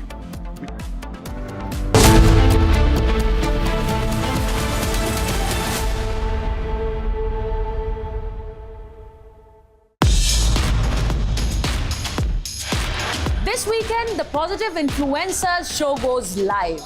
We're launching this Republic initiative to counter the negativity online with creators who inspire. From wellness to defense, law to finance, culture to the everyday stories across languages and regions of this amazing country, we are pooling them all together. Let's fill the digital space with positivity and purpose. And yes, applications are still open, so keep them coming. Join me this weekend for the show as we kick off the first episode. Let's start a digital revolution.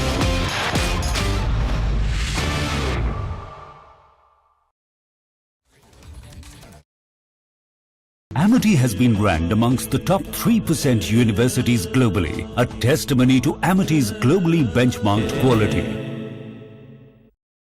MDH का kitchen king kitchen में हो तो हम सब कुछ बना सकते हैं। बैंगन का भरता, आलू गोभी, भिंडी मसाला और भी बहुत कुछ। The BJP and the AIDMK have reunited for the Tamil Nadu elections, and Karni Sena of the AIDMK is going to be leading the alliance. What this signifies is that the BJP is getting very practical about coalition politics. The NDA is going to be a big, super big tent of like-minded parties working together in national interest. The AIDMK has become practical and realized it needs to pitch on to the BJP's tent. The BJP has become practical and realized it needs to take the AIDMK together and I can tell you the DMK is going to be really shaken with this. This could be the game changer. Ladies and gentlemen, two big elections are coming up, Bengal and Tamil Nadu. And if the BJP wins even one out of the two, the national politics will change. If it can win two of the two, then it's going to be a clean sweep for a very, very, very, very long time in national politics. But can this make a real difference? Let me take you through the numbers. In the 2021 assembly elections, DMK got 38%, 133 out of... This week on Get Me Right, the death of Hurriyat in Kashmir foretold. Is separatism past its use-by date in the valley? Also, how the change of guard in the Communist Party of India Marxist does not change much for India's left. And the Congress's feeble attempts at retrieving Sardar Patel's legacy yet again might not succeed. And finally, is Trump facing heat from some of his corporate backers on his tariff policy? We take a look at it through the prism of Musk-Navarro spat. Join me this weekend only on Republic TV.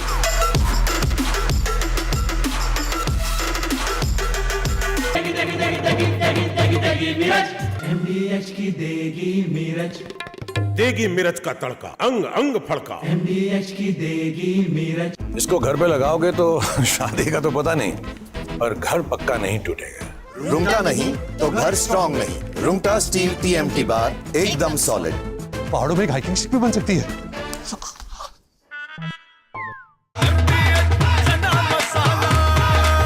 अब छोलिया हो या लोबिया, सफेद चने या काले चने, सब कुछ मजेदार बने। Last night, while the entire national media, the Lutyens media and that corporate media was in deep slumber, only Republic brought you minute-to-minute ground-level coverage of Tahawwur Rana's extradition and when he went to the NIA as he was finally brought to India after 17 agonizing years of relentless pursuit by the Indian government. This is the one of a man hunched over, chained, shackled and weak. This is Tahawwur Rana, one of the key conspirators in the 26/11 Mumbai attacks. Defeated not by time, but defeated by the will of one man, Narendra Modi. This, ladies and gentlemen, is a Republic Media Network is thrilled to announce an influencer incubator program where you can be a part of creating some world-class content that is nation first and that creates awareness. And Republic is going to give your content the reach. The Positive Influencers program, which aims to bring together diverse set of people from across the country, is going to run from the Republic Media Network campus, which has the largest newsroom in Asia. So what is the wait for? Come and join this revolutionary program.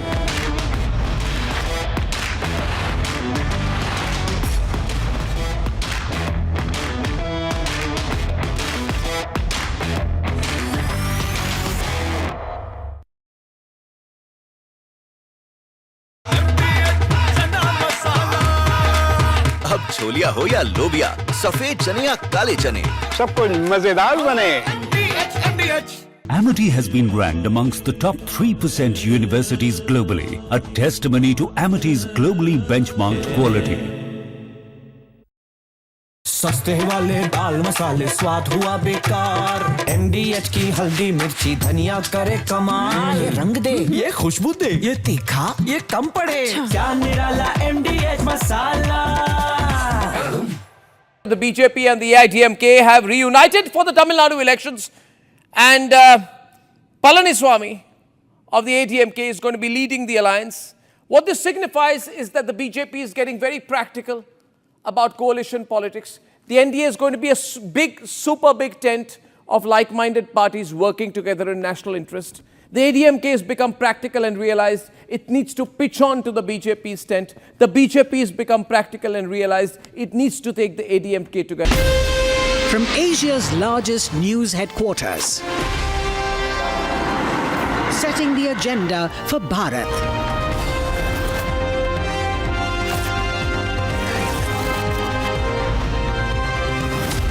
You're watching Republic.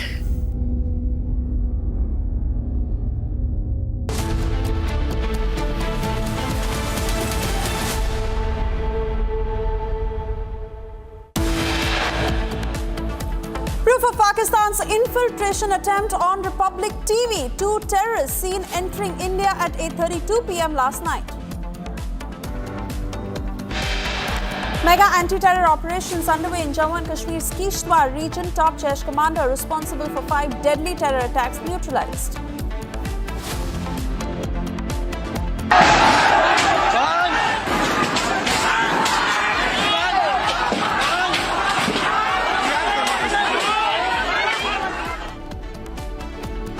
Security heightened in West Bengal after large-scale violence by protesters opposing the Waqf Act. Sources said that Rana may soon be confronted with an important witness, also an aide of David Headley.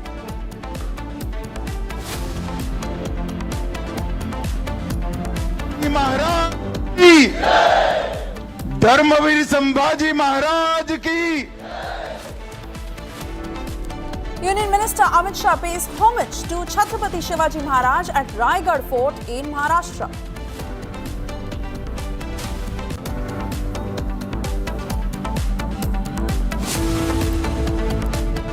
Very good afternoon once again, and thank you for tuning in. You're watching Live and Breaking at 1 p.m. I'm Suesha Samt. We begin this edition with more breaking news coming in on Tahawwur Rana. In fact, sources suggest that Rana may soon be confronted with an important witness. The agency has named this witness B. The information related to him has also been kept a top secret. Given the sensitivity of this case, Tahawwur Rana, who's being interrogated by top NIA officials, and in the latest, we are learning that he will be confronted with a witness who's being called B.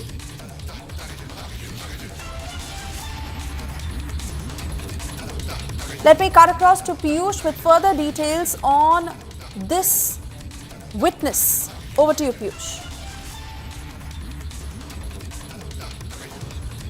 So, Suesha, what I can tell you is that the key objective of National Investigating Agency, while it is probing Tahawwur Rana, is to establish that who actually were the people, which organization, and if I may say which country was actually aiding Tahawwur Rana and David Coleman Headley of carrying out several terror activities that also included the Mumbai terror attack. And in this process only, what we have been told is that NIA might, in a way, also try to make Tahawwur Rana get confronted with one of the witnesses, which he actually met in Dubai. And from there was a planning of how to carry out terror activities in India, which also included the Mumbai terror attack. It is also important to note over here, Suesha, that in the US Court of Justice, which had convicted Tahawwur Rana as well as David Coleman Headley in trying to plan an attack on a Danish newspaper, which they felt had insulted the Holy Prophet Muhammad, and the terror attack that was failed because the FBI acted swiftly and got hold of Tahawwur Rana, and David Coleman Headley has made some very stunning allegations. In mentioning the Mumbai terror attacks, they have mentioned that how Tahawwur Rana and David Coleman Headley were in touch with several affiliates that in a way is indirectly linked to the Pakistani army and the Pakistani inter-services intelligence, in what can also bring chill to the spine. On the streets and take law in their own hands. That is not acceptable. And that we will deal very, very strong. No one, irrespective of who he is or the miscreant, we will deal with them as strongly as possible. Our normal law and orders, other thing, people, we try to persuade them, we try to tell them, we discuss with them. But it should not be seen as a that in case if people take law into their hands and do violence and this kind of thing, if they will indulge in, we will deal it with as strongly as possible. The ADG Law and Order will give you all the details of the incidents which you must be asking, thinking about. they'll give. Again, আপনাদেরকেও যেটা বলছি, this is a time of not scoring points. This is a time of not, the lives of people are at stake, property at stake. And as I said, the government has said they will stand by যার property damage হয়েছে, এটা হয়েছে, there is a আইন আছে যে আমাদের community থেকে ক্ষতিপূরণ করা যাবে. We will take every action. People should not be emotional. Government has said they will stand, and no any kind of violence is acceptable. Whatever. That is what is the thing. And please don't সকালেও যেটা হয়েছিল কি না একটা লোক গুলিতে মারা গেছে, দেন তারপরে জানা গেল না পাতে গুলি লেগেছিল, যেটা এটা হয়েছে some this thing has to stop. and এর জন্যই সব লোক বলে দিচ্ছে, লোকরা বাইরে চলে আসছে, sitting from Calcutta, sitting from somewhere else. It is easy to pontificate. Our people are there, they are trying their best. I will request your cooperation. Let's stop their incident hole. We will definitely deal with it. But if we keep tackling rumors, it wastes the energy of the time and energy of the officers who are on the ground. Please give us, I'll need we'll need your cooperation. And again, I am telling you, we will take strongest possible action. We are not action shy. We are taking it. And whatever is the thing, if you have a quick 1 or 2 questions, I can take that.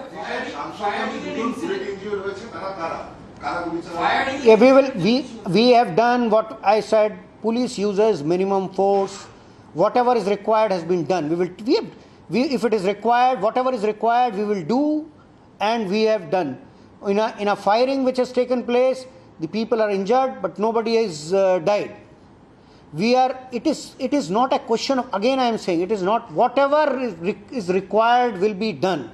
But dealing with rumors cannot be just spread. এখানে এটা হচ্ছে, ওখানে এটা হচ্ছে. We need to be together at this time, and we don't need to see it through prisms. কি এটা আমি এখানে বিলং করি তাহলে আমি এই হিসাবে বলবো, আমি এখানে করি তো এইভাবে বলবো. আমাদেরকে যেটা আমরা বলি, আমরা যেটা দরকার আছে we will do. There is no this thing. The violence cannot be allowed, but it doesn't mean that we are dealing with enemies.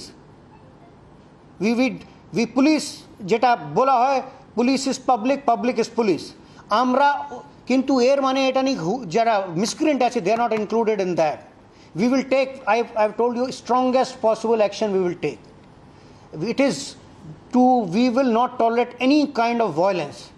And আপনাকে এটা জন্য গ্রামে দেখে নিউজ চলে যাবে, এটা চলে যাবে, it spreads. People cannot be, our strength is people. তো people যারা যদি ওদের এরা রিউমারে বিলিভ করবে, we have a issue there. It is not, again I said, it is not a question of taking credit or taking this thing. We are all doing whatever is possible. Please, again I have told you, we will give you a detail.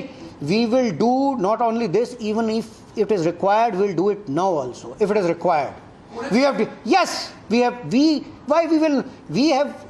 It was required at that time. You have not, I am saying it is not a question. Your idea is what you must understand. You are also part of the society. People are not here. You are here in, should I blame him or him? I am seeing them as people. I am saying we have to protect. Minimum force, whatever is required, will be done. There is no shying. Please, the details ADG Launder will give. I am telling you, we will use whatever force, resources, others. We will use whatever is available to us. We will use it effectively. The only thing is, rumors have to stop. The damage which has been done, the government will stand by it. We will stand by the people. We will see, right now the idea is we protect property and lives of people. So here it is not this postmortem is, it will, once this is over, we'll review everything. But right now time is to stand together to fight this menace. No violence is required. And police, as I told you, minimum force, whatever is required, will be used. There is nothing shying away from that. But we are not trigger happy people ki amra giye eta. This is how people try to, in couple of couple people will make a statement ki na eta hocche eta police korche na. It is not about afraid. People who are strong can only use minimum force. jara bhay bhay ora elopathadi kichu kaj kore. We are facing the situation boldly, but we need the cooperation of people. We need the common people, their lives and this thing. আমরা এখানে breaking news করে এটা করে আমরা ওটা করতে পারি, ঠিক আছে। আপনাদের ইন্টারনেট ওখানে বন্ধ আছে, কিন্তু আপনাদের তো টিভি তো পৌঁছাচ্ছে ওখানে। লোকের দায়িত্ব আমাদের আছে, লাইফের আর এটার আমরা দেখব কারো প্রত্যেক লোকের লাইফ আর এটা সুরক্ষিত থাকে, এটা আমাদের রেসপন্সিবিলিটি আছে। আমরা আপনাদের মাধ্যমে লোকের সহযোগিতা চাইছি। আপনারা রিউমারে বিলিভ করবেন না। We are there, we are doing, will do whatever is required. That is what. Please please please we are doing, that's what I am saying. আপনারা whatever is required to be done is being done there. The details ADG Law and Order will give. We are doing it. The only thing we are worried about, যেটা আমি বলছি গতকাল থেকে শুনছি কি এটা rumors and half বলবো না বলকি বেশিরভাগ have turned out to be false and which takes our resources.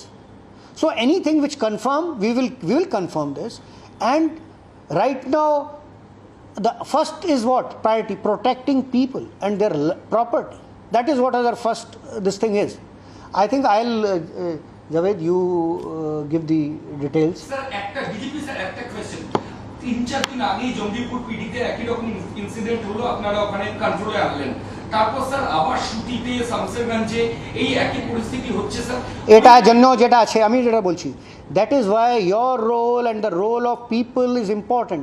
Rumors can be very bad. As I said, you cannot, it is not a police is not like army which can spread to all the area. We have to, if people get panic, people লোককে এটা বলে দেওয়া কি তোমার সব কিছু চলে যাচ্ছে, তোমার উপরে অ্যাটাক করে দেওয়া হচ্ছে, ও তো দেখছে না, ও কথা শুনে যদি নিজের হাতে আইন তুলে নিচ্ছে। আমাদেরকে ফার্স্ট রিউমার মঙ্গারিং এটা স্টপ করতে, we will have time because people's lives and property is at stake. We have to, and যারা bad element আছে ওটা কাউকে, when I say kauke, we will not leave. Yesterday also we have made lot of arrests. We will not leave anyone. We were not doing randomly. He's imploring that there needs to be a full stop on the fear mongering, on the rumor mongering. He's assuring action. He's saying that they won't leave a single person responsible for the vandalism, for the all-out uproar on the streets of Bengal. Right now we have to control situation, make it this thing. She's asking me, is it under control? It is under control, but at the same time, can I say it will be controlled in next minute? We, in the morning, yesterday evening, everything was this thing. Night, in the morning, there was an unfortunate incident. And ওটাও এর জন্য হয়েছে because some people are thinking কি এটা করবে ও এটা করবে, that is what is this thing কি না এরা করছে। and তারপরে থেকে লোকরা some people take law in their hand out of fear, out of anxiety. We have told them that violence is not acceptable. I am appealing through you all, কোনো রকম আইনে যদি আমরা আপনাদের সুরক্ষার জন্য আছি, আমরা যদি কারো দরকার আছে, যদি কাউকে প্রাণ দিতে হয় আমরা আগে থাক, আমাদের that is our duty. But that he's ready to put his life on the line to protect the people, to protect the innocents who are caught in the crossfire of the all-out protest that is marring the streets of Bengal. It will cause this. We need your help and details. He's imploring the people of West Bengal to cooperate with him.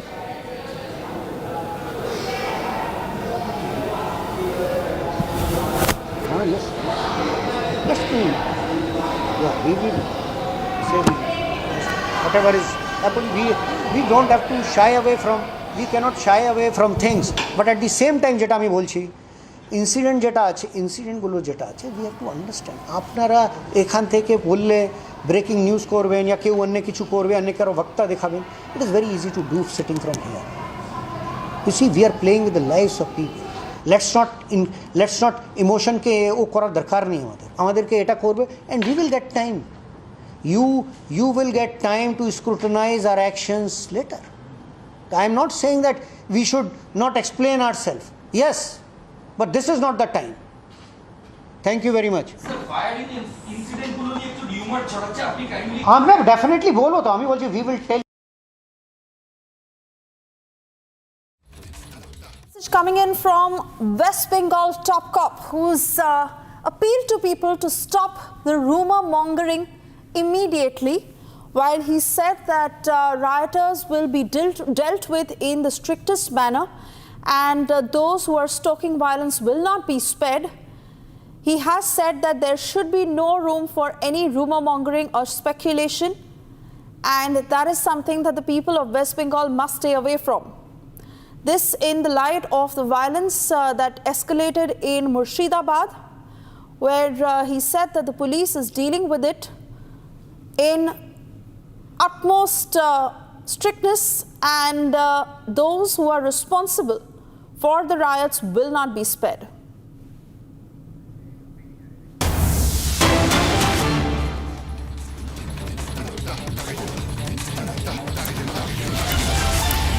Meanwhile, West Bengal LOP Shuvendu Adhikari has written to Railway Minister requesting to hand over multiple incidents of vandalism at railway stations in Murshidabad districts.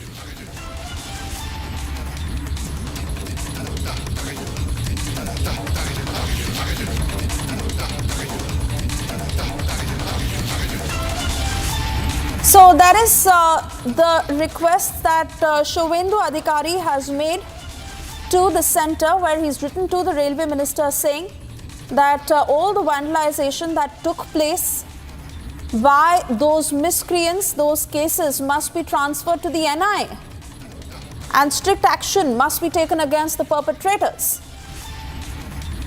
Let's listen in to that statement.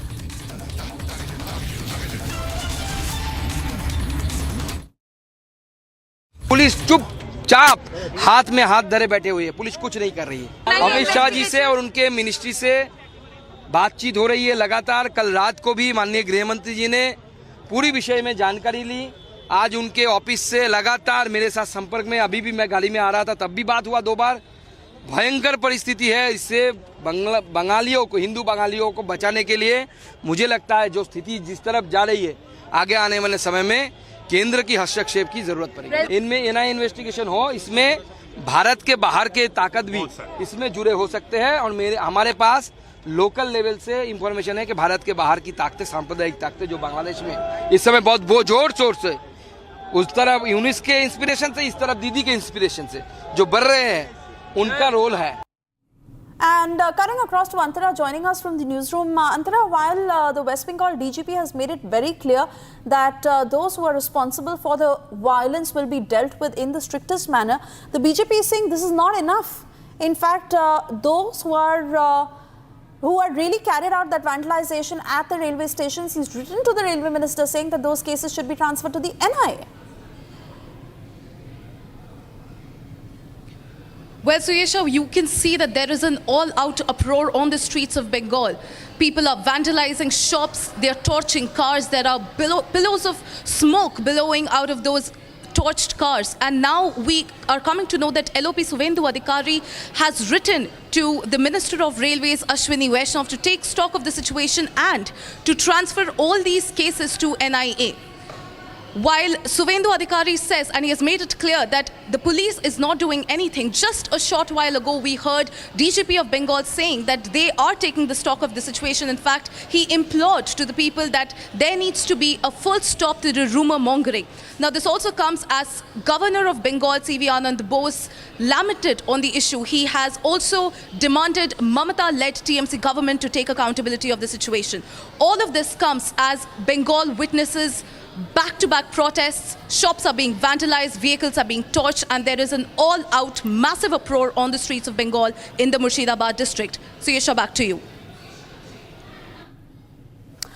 All right, Antara, many thanks for getting us the latest. Of course, we keep coming back to you for further updates. For the moment, we move on. Yes, reacting to the controversy surrounding his earlier remarks on Tahawwur Rana, Congress leader Udit Raj, who's clarified his position, he stated that Tahawwur Rana had a major role, but others were also involved. David Headley should also be brought back. He issued this clarification claiming that his words were twisted. This after he trivialized how India had made every effort to extradite Tahawwur Rana and bring him to face the law. Listen into that statement.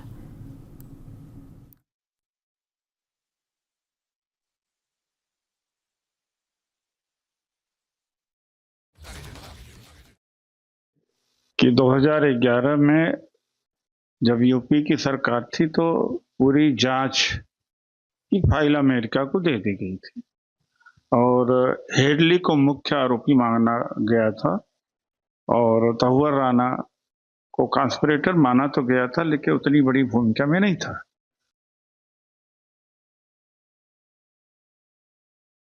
बात नहीं है major role क्यों नहीं था, लेकिन औरों का भी रोल था।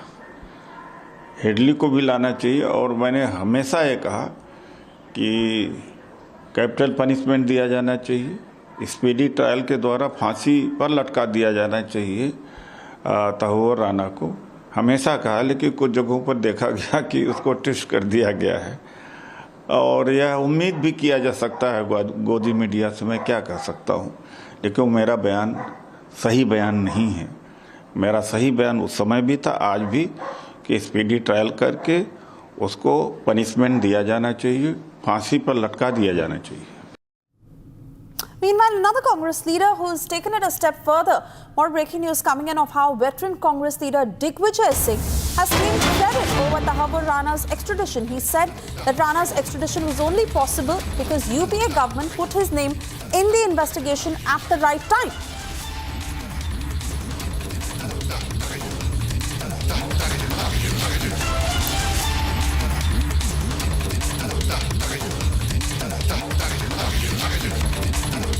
छब्बीस 11 के अंदर षड्यंत्र में शामिल था ये व्यक्ति और उसका प्रत्यारोपण जो हुआ है, एक्सट्रेडिशन हुआ है, ये इसलिए हुआ है क्योंकि उस समय की यूपीए सरकार ने सही समय पर उसका इन्वेस्टिगेशन में उसका नाम उसका को पकड़ में आया, उसकी गिरफ्तारी हुई यूएसए में और यूएसए में गिरफ्तारी में उसको सज़ा हो गई।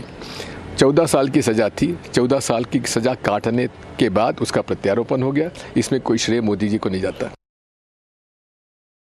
26/11 के अंदर षड्यंत्र में शामिल था ये व्यक्ति और उसका प्रत्यारोपण जो हुआ है, एक्सट्रेडिशन हुआ है, ये इसलिए हुआ है क्योंकि उस समय की यूपीए सरकार ने सही समय पर उसका इन्वेस्टिगेशन में उसका नाम उसका को पकड़ में आया, उसकी गिरफ्तारी हुई यूएसए में और यूएसए में गिरफ्तारी में उसको सज़ा हो गई।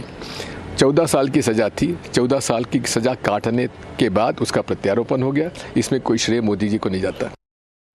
Cutting across to Piyush, joining us on the broadcast. Piyush, there is a limit to how they can play politics over one of the worst terror attacks that the country has seen. The Congress has faced so much flack for already not doing enough when the attack had happened. And now that the Modi government has actually managed to have Tahawwur Rana face the law, they want to play politics here also.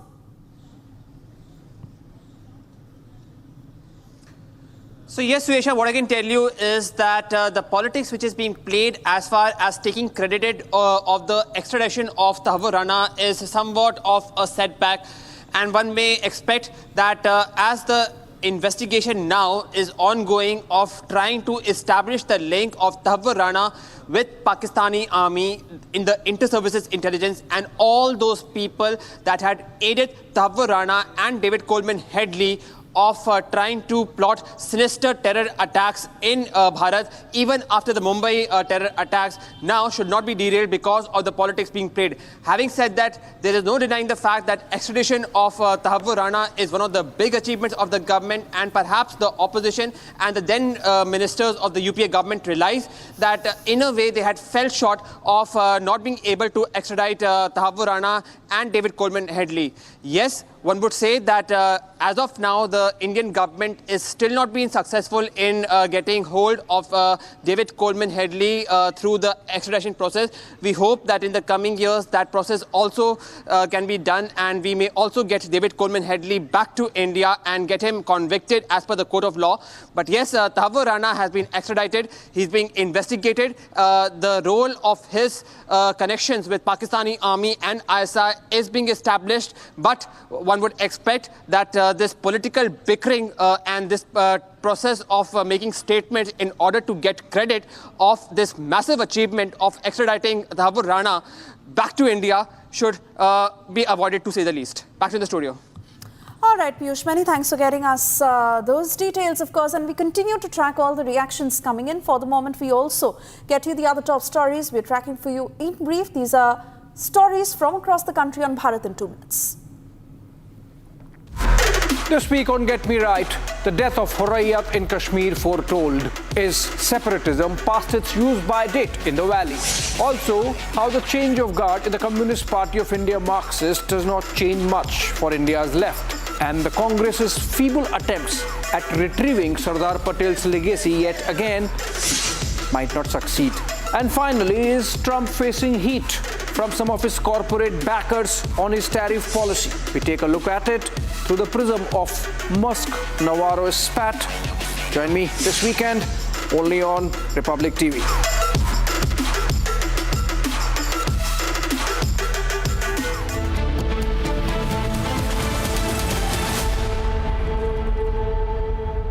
आपके घर के खाने में restaurant जैसा स्वाद ले आए MDH का शाही पनीर मसाला। पनीर को क्या मस्त बना डाला।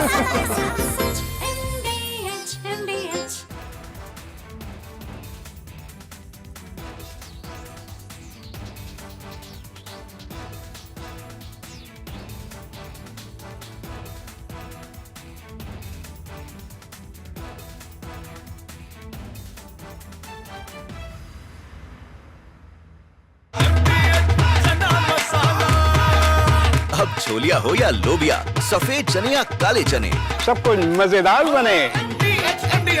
Last night, while the entire national media, the Lutyens media and that corporate media was in deep slumber, only Republic brought you minute-to-minute ground-level coverage of Tahawwur Rana's extradition and when he went to the NIA as he was finally brought to India after 17 agonizing years of relentless pursuit by the Indian government. This is the one of a man hunched over, chained, shackled and weak. This is Tahawwur Rana, one of the key conspirators in the 26/11 Mumbai attacks. Defeated not by time, but defeated by the will of one man, Narendra Modi.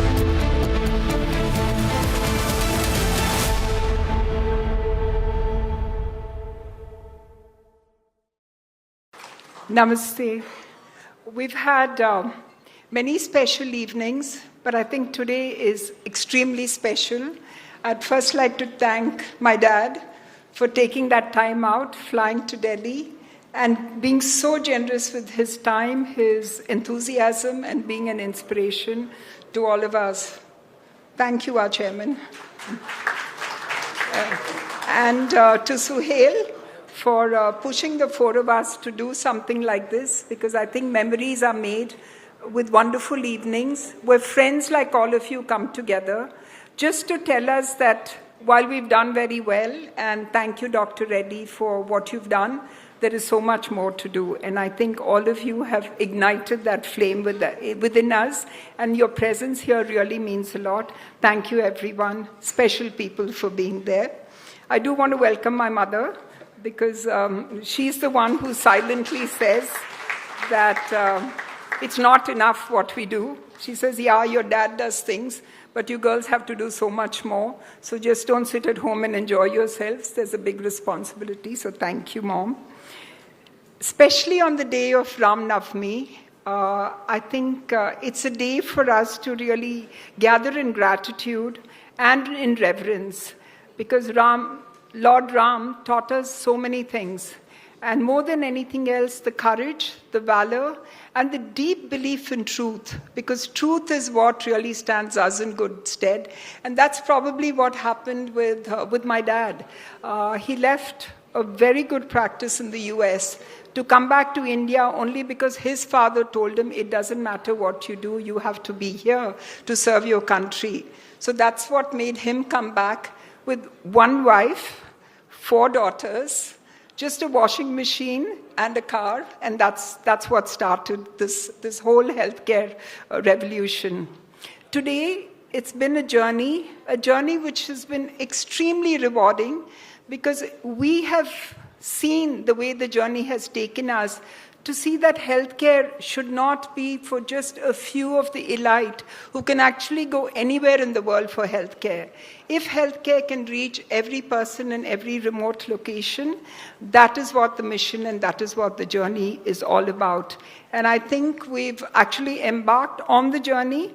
I wouldn't say that, the goalposts keep shifting. But if we can make us proud as Indians, if we can make India proud, that people like all of you in the gathering who've built enormous industries, people who've taught us the right way of doing things, if we can follow that lead and make a difference, I think that will be a job well done. This evening is just about cherished memories, some questions from Suhail, some thoughts from Dad. And I'm sure he's excited to share all the learnings. And please don't ask him if we've been good daughters, because we keep telling my dad, we say, Dad, we're cheap labor, because we just love you so much, so we listen and we do what you want us to do. But having said that, on behalf of my 3 sisters, Sunita, Shobana, and Sangeeta, thank you all for being such good friends, being very generous with your Sunday evening to come and share your time with us. And before I close, because I spoke about Sri Rama, Dad would read the Sundara Khandam every day, whichever part of the world he was in, every morning, and nothing stops him doing that. So, and the lesson he taught all of us is belief is power. That's Hanuman had belief, crossed the ocean, so belief is power. So he says, if you dare to dream, and if you believe you want to make a difference for humanity, that is the power you all have. So having said that, I would like to welcome you all once again on behalf of our entire family, and of course the Generation 3, which is represented by all our children. A lot of them are here today, and they're here to hear and learn. So I think we're on a path to do good, and we enjoy the work which we do. And having amazing friends like all of you has really made this evening special. Thank you and welcome. Thank you, ladies and gentlemen, for being here on a Sunday evening to listen to someone who defined healthcare, who defined purpose, and who defined values, and continues to do this at this age with the same firmness of purpose and with the same value architecture. And that's why I think India is blessed. When you have people who are driven by a value architecture that is purposeful, that is driven by the need to serve, and where they see service as a privilege. That's the India we've been, and that's the India I hope we will remain. So let me begin by asking you, Dr. Reddy, you had everything going for you in the United States. It wasn't a time that people would leave the US and come back to India. Now there are many reasons to leave the US and go elsewhere. But that was a different era. Why did you come back, and what prompted you to do so? Suhail, I'm happy you asked that question. Why did I come back when I was doing good practice, doing very well with my 4 daughters there, my wife looking after, and being in US those days, it was very nice. But what changed was a letter from my father. Once in a few months there used to be a letter, most often written by the manager. But there was a letter written by him, it's his own hand, and then said, there are 2 of us who are very happy of what you are doing there, meaning my mummy and him. if you can do something back home, how will that be? He didn't say come back. But my big boss, Mrs. Reddy, Sucharita, she immediately said, I think we should go back. Fortunately, my 4 daughters, whom you all now recognize, Preeta, Sunita, Sangeeta, and Shobana, they were all below 12. Nobody could protest. And when I went back and said, I'm leaving, selling my practice and the hospital, they said, no, you can't leave. I said, I'm sorry, I've decided, and I would leave in 30 days. So that's how we came back. It is because I think that's very little I thought we could do to give back to the parents. So my coming back is predominantly because of the love and affection my parents have given me. And I was back here. Now we are here from the village to Delhi. And when you came back, just for many of the young people here, what was the healthcare situation in India? What was the healthcare scenario in India? I was very troubled when I came back to see, because before I left, there was a government hospital, charitable hospitals going on doing the healthcare. But in the decade when I was not here, that's where there was a shift in the way healthcare was given, using the newer developments, newer technology, and that was not absent, and people were absolutely this one. I started in a private hospital, but I could see that people were desperate, because there was only, if suppose somebody I'm a cardiologist, I used to see my patients. To some extent, we can help them. But after some time, if they don't respond to medical treatment, they need intervention. Those days, it was only a surgery. So most of the patients I used to send to Dr. Denton Cooley, who is a very dear friend of mine. But how many could go? I sent our President, Prime Minister, some people rich. Small number of my patients could go. Others couldn't afford. So that is what shocked me, saying, how many more? And if there is no other help, some of them die. When they die, it used to hurt me very badly, saying, how long this is going to be before people could get, and why should they not get good health care? But the whole scenario was different, because you could get a loan to do probably a cigarette shop, but you can't get a loan for a hospital. So that was the status. Healthcare was not described anywhere. So after, when I decided, saying, I think I must do something about it, what I must do. So I came to this famous city, capital of India, for the second time. First time I came to Delhi as a tourist when I was a student. Second time when I came here, I came saying with the purpose, saying, everybody in Chennai told me nothing can be done in that Madras. We must go to Delhi to change anything. So I came. Fortunately, I could meet one of the Congress General Secretaries, and he took me to the morning darshan. So on the second, third day, the Prime Minister asked, what is it you want? I said, Madam, there are only 1 or 2% of people who can get good health care. Others cannot have, and this can change. So she left. So then on the third or fourth day, I think she said, you want to meet me? So of course I came only for that. Immediately, RK said, 11 o'clock today. So I think that was the moment when things changed. After she spoke to me for about 15-20 minutes, he said, Dr. Reddy, she pressed the button, called Kishtwar Sahib, the private secretary, who spent more than 2.5 hours with me, and said, then sent me to the various ministries, to the finance ministry, to the health ministry, most importantly these two. And the health minister called health secretary called four other secretaries who had a meeting. And finally, because medical equipment was treated as a luxury item with a 300% duty. So who can import it at 300%? So whatever I bought, because I said I've used it, I didn't pay much duty. So I had a good cardiac clinic.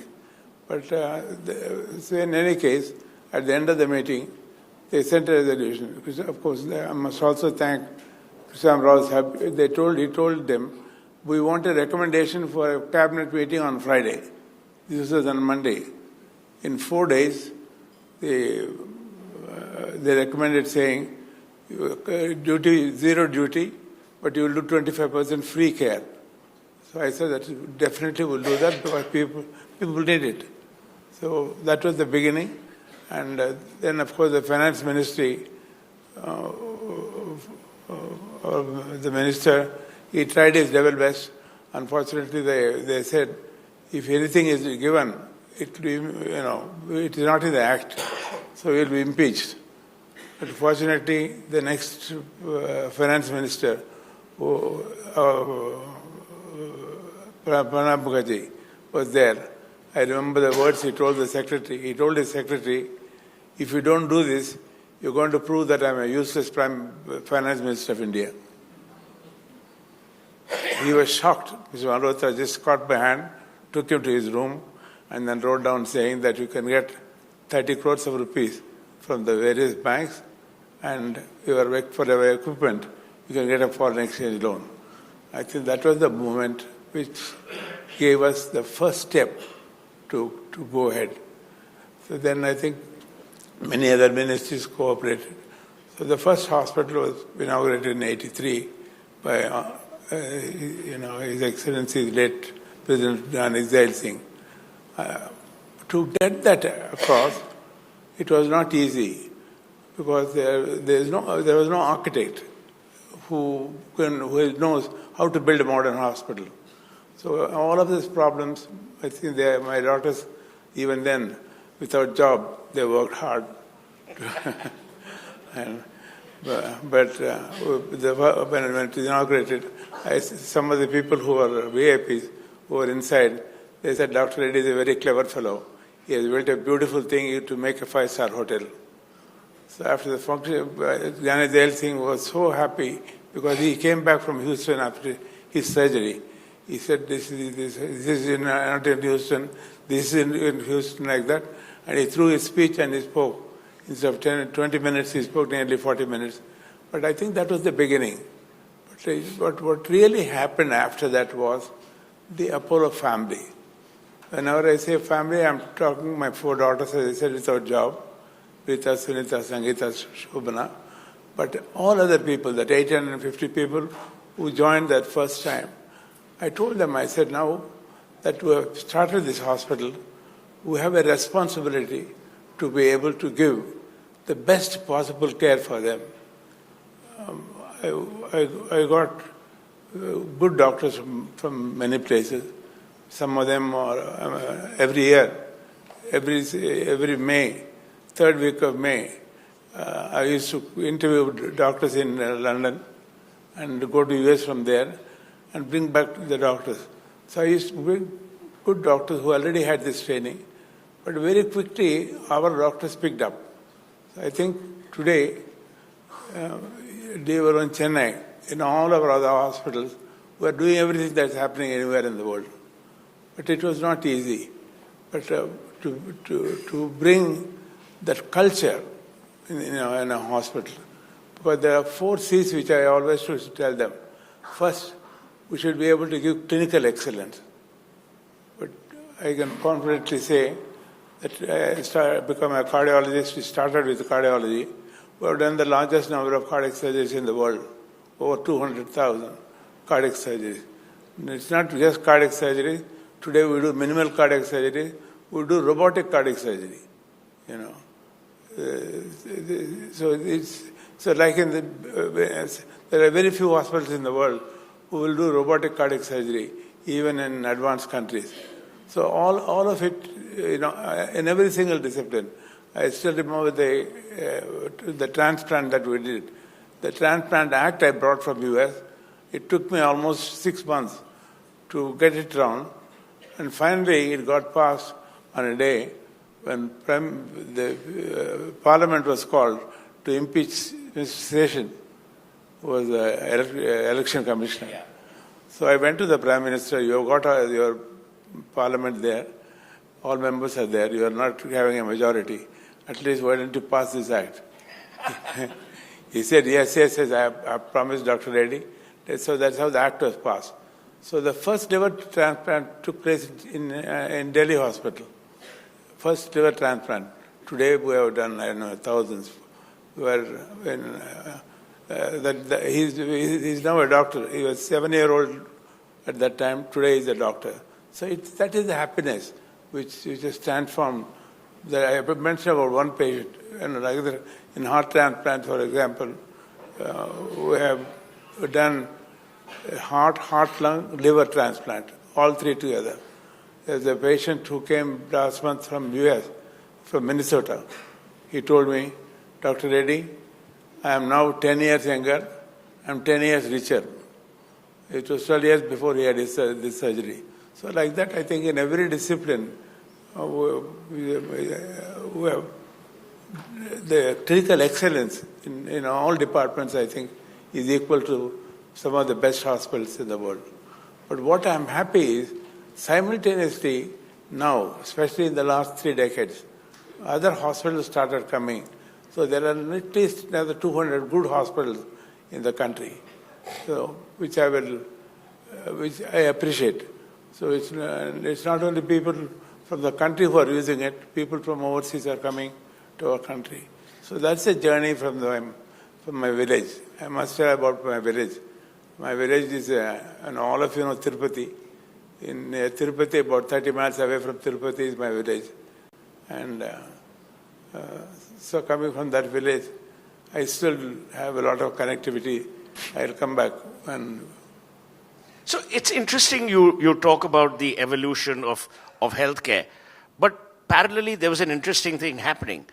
I read that in 1973, when you were still working, not in Apollo, you created this whole master health checkup. And, from there, when Apollo happened, now you have the Pro Health, you have Zen.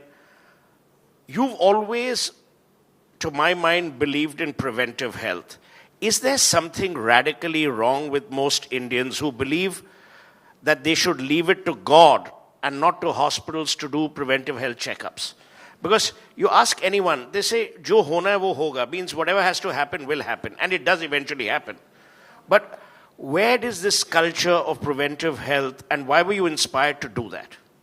See, whenever I had these patients who come to me, I'm talking about heart patients who come to me, invariably they had some other complication. They had either high blood pressure, they had diabetes, or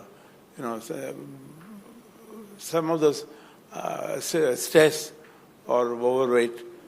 These problems were there. So I said, when I'm treating him for the cardiac problem, we used to address him saying, you must look after your blood pressure, so give them medicines for it.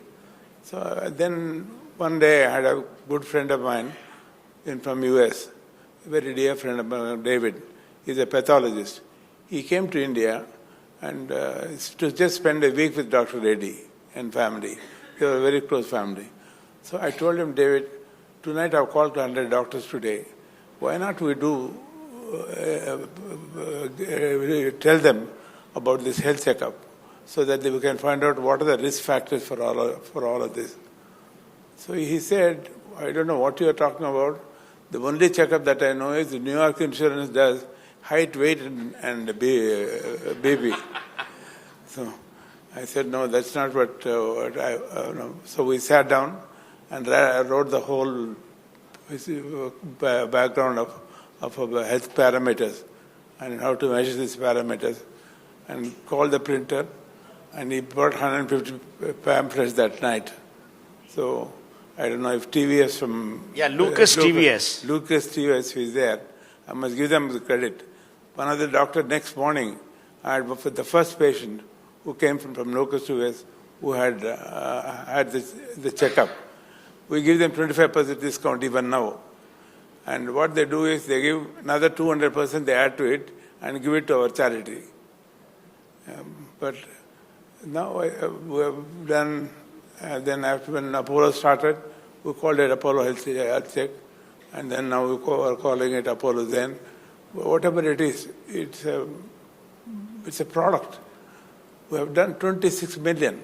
So I think that data helped us tremendously to using artificial intelligence to make this new product called Apollo Zen, which will make a significant impact in number one, instead of treating a patient with a heart attack, to treat him early with a plastic or this. Instead of treating a cancer before it spreads, you can detect early and treat for almost all illnesses. It will bring out. But we have done more than just that finding out the disease.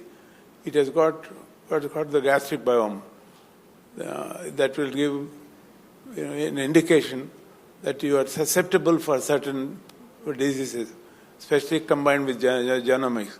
So these two, all these products are put together, and we now brought out what's called the Apollo Zen. So this health checkup, there are two places. As I said, we have done 26 million. But what most important is, in my village, it's about 60,120 hamlets. For the 120 hamlets, we said we will do the health checkup 5 years ago. We did the complete checkup and promised that we will look after them from the first breath to the last breath. That means the moment the lady is pregnant, we take her over. We already have her medical record, correct her conditions, then give her whatever is necessary to 2 meals a day. And we built a hospital in name of my father, a primary 100-bed hospital in the village. So the hospital will do the delivery. And I told our health minister, and he was surprised to say here that zero maternal and neonatal mortality, because we have been looking after so in all parameters. Now we are now rechecking them after 5 years. We are doing that. The preliminary report is their blood pressures are well controlled, their diabetes are under control, their happiness factors increased tremendously. But what was very disappointing is the obesity has increased by 40%. It's linked to happiness, trust me. So this is only a preliminary. They have done only 200-300 so far, but they will complete it in the next few months. But we did the similar thing in our all Apollo. We have about 100,000 all Apollo family members. So we did a complete checkup for all of them. When I say all of them, because when we call it, we don't call them our staff. We call them our family.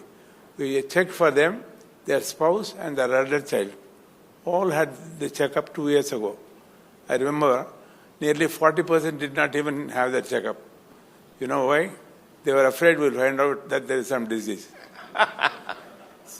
So we have to put a rule saying, told the HR, tell them that they won't get their increment if they don't have their checkup. So almost all of them had the checkup. It's now almost 2 years since we've done that. It's nice to know that it's not even one single heart attack in any of these patients. They all had procedures. They had, stents put in. All of this happened, but none of them had a heart attack, and no one has passed away. So that's a very good. Similarly, cancers. We found out so many cancers in them, but detected early, treated early, so they're absolutely normal. So I think and the happiness factor, we have not measured, but I'm sure, looking at them, they're all very happy. But more important is they are doing good work, that now they're doing great work. But tell me, Dr. Reddy, you've always, and Pranay has mentioned it in his book, you've always invested heavily in contemporary technology, in what is current, what is, purposeful across the world. And that has obviously a cost to it. Whether it was the proton, whatever it has been. When did you feel the urge to be technologically contemporary with the rest of the world? And does that put India on the high table of healthcare, on the global high table of healthcare? I think it's from day one, even before the hospital started. I said we must have the same level of technological backup so that our doctors will be able to give the similar outcomes for patients. So the first CT in the country is bought by me. Today there are about over 2,000 odd CTs in the country. First MRI is bought by Apollo, and today there are about 700 minimum, 1,000 there. But most important is, you talked about proton. We brought the proton about just before the COVID came. They took 3 years for me to give me permission, to get permission for the clearance. So anyway, the proton came, then COVID came. Now it's for the last 4 years, they are working well. All the rooms are full. About 40% are international patients, and 60% are from all parts of the country. But now we have decided that we'll put one in Hyderabad, one in Delhi. So Delhi, we are opening a new hospital in Gurgaon. It will come into that hospital.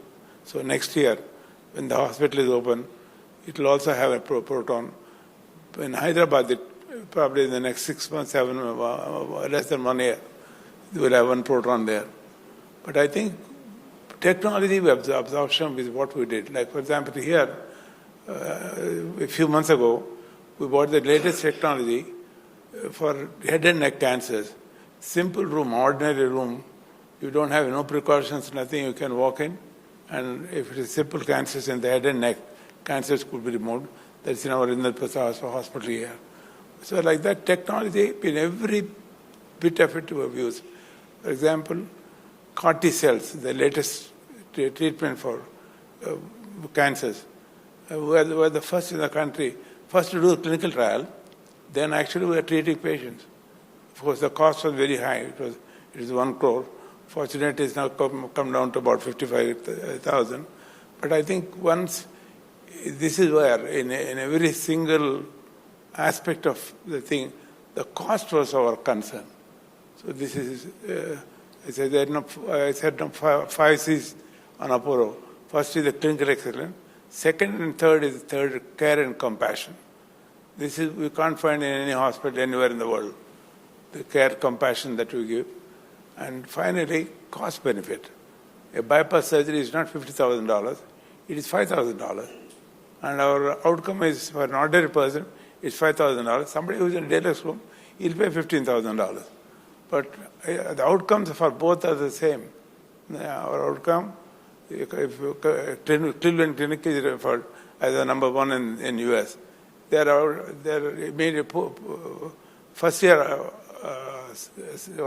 1 year survival is 98.5%. Apollo is 95.8%.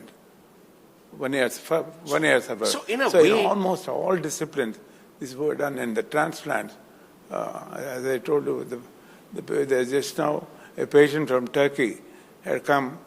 2.5 years he waited because there's in Transplant Act, there's a rule: if the organ cannot be given to any outsiders, first the state, then the country. Then if the foreign patient should wait if there is no other taker.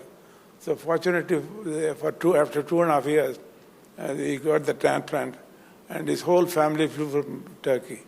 So like that, I think in everything that we do, in transplants, we are number 1 in the world, having done over 22,000 heart transplants.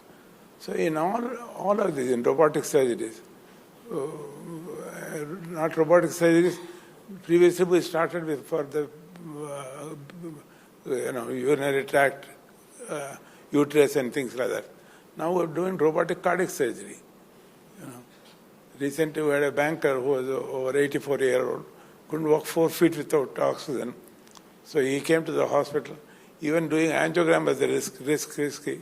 So they agreed. We did that, and then they did the robotic cardiac surgery. He's perfectly well. So the Prime Minister launched Ayush Bharat, but what was very interesting, and perhaps it wasn't or it isn't communicated as much as it should, and you were involved with this, the healing missions and the Heal in India. Now, from whatever you said, both in terms of competence and cost, India is right there at the top. What are the challenges you feel that the healthcare sector is facing today? A, B, what do you think the solutions are? First, I think you mentioned the Prime Minister, so I must give the credit. All of the Prime Ministers in some way or the other helped.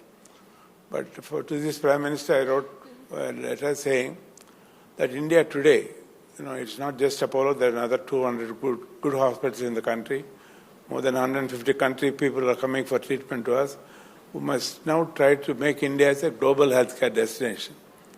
And gave 8 steps what need to be done to make that happen. The second suggestion I gave was, by end of this decade, there is going to be 8 million shortage of doctors, nurses, paramedics, supporting staff. No other country could give, because when I was in UK and US, Irish girls were the nurses. Today, Ireland asked us, we have a company called Global Workforce. To Global Workforce, they asked saying, can you give us 2,000 nurses? Germany wants nurses. UK needs. US only visa problem. There's severe shortage. So I think there's a gap. And I told him that India, we have the largest number, nearly 30% of our people are in the younger age group. If you train them as doctors, nurses, paramedics. But I must admire not that hearing that he gave us for over an hour, for my 4 daughters, and my wife also was there, but the way he acted, almost the next minute, the various ministries started getting this letter, how to activate this. So today what's happened in the last 2 years, 47 new medical colleges were opened last year. There are another 40 new medical colleges that are going to happen now. The most important is in nursing. I have been trying previously to 30 nursing students. With great difficulty, it made 50, we could take it to 70. Now, straight away from 70, they make, in nursing college, can take 250 nursing students. And in the budget for the announcement, I must thank the finance minister, 75,000 additional workforce, and then 250 cancer centers, primary cancer centers. So this was the response that this government has given.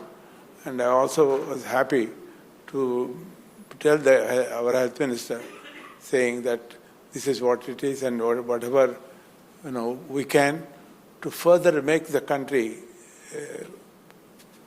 self-sufficient, so that the last mile can do. There are many things that have happened at Atmanirbhar, all of this.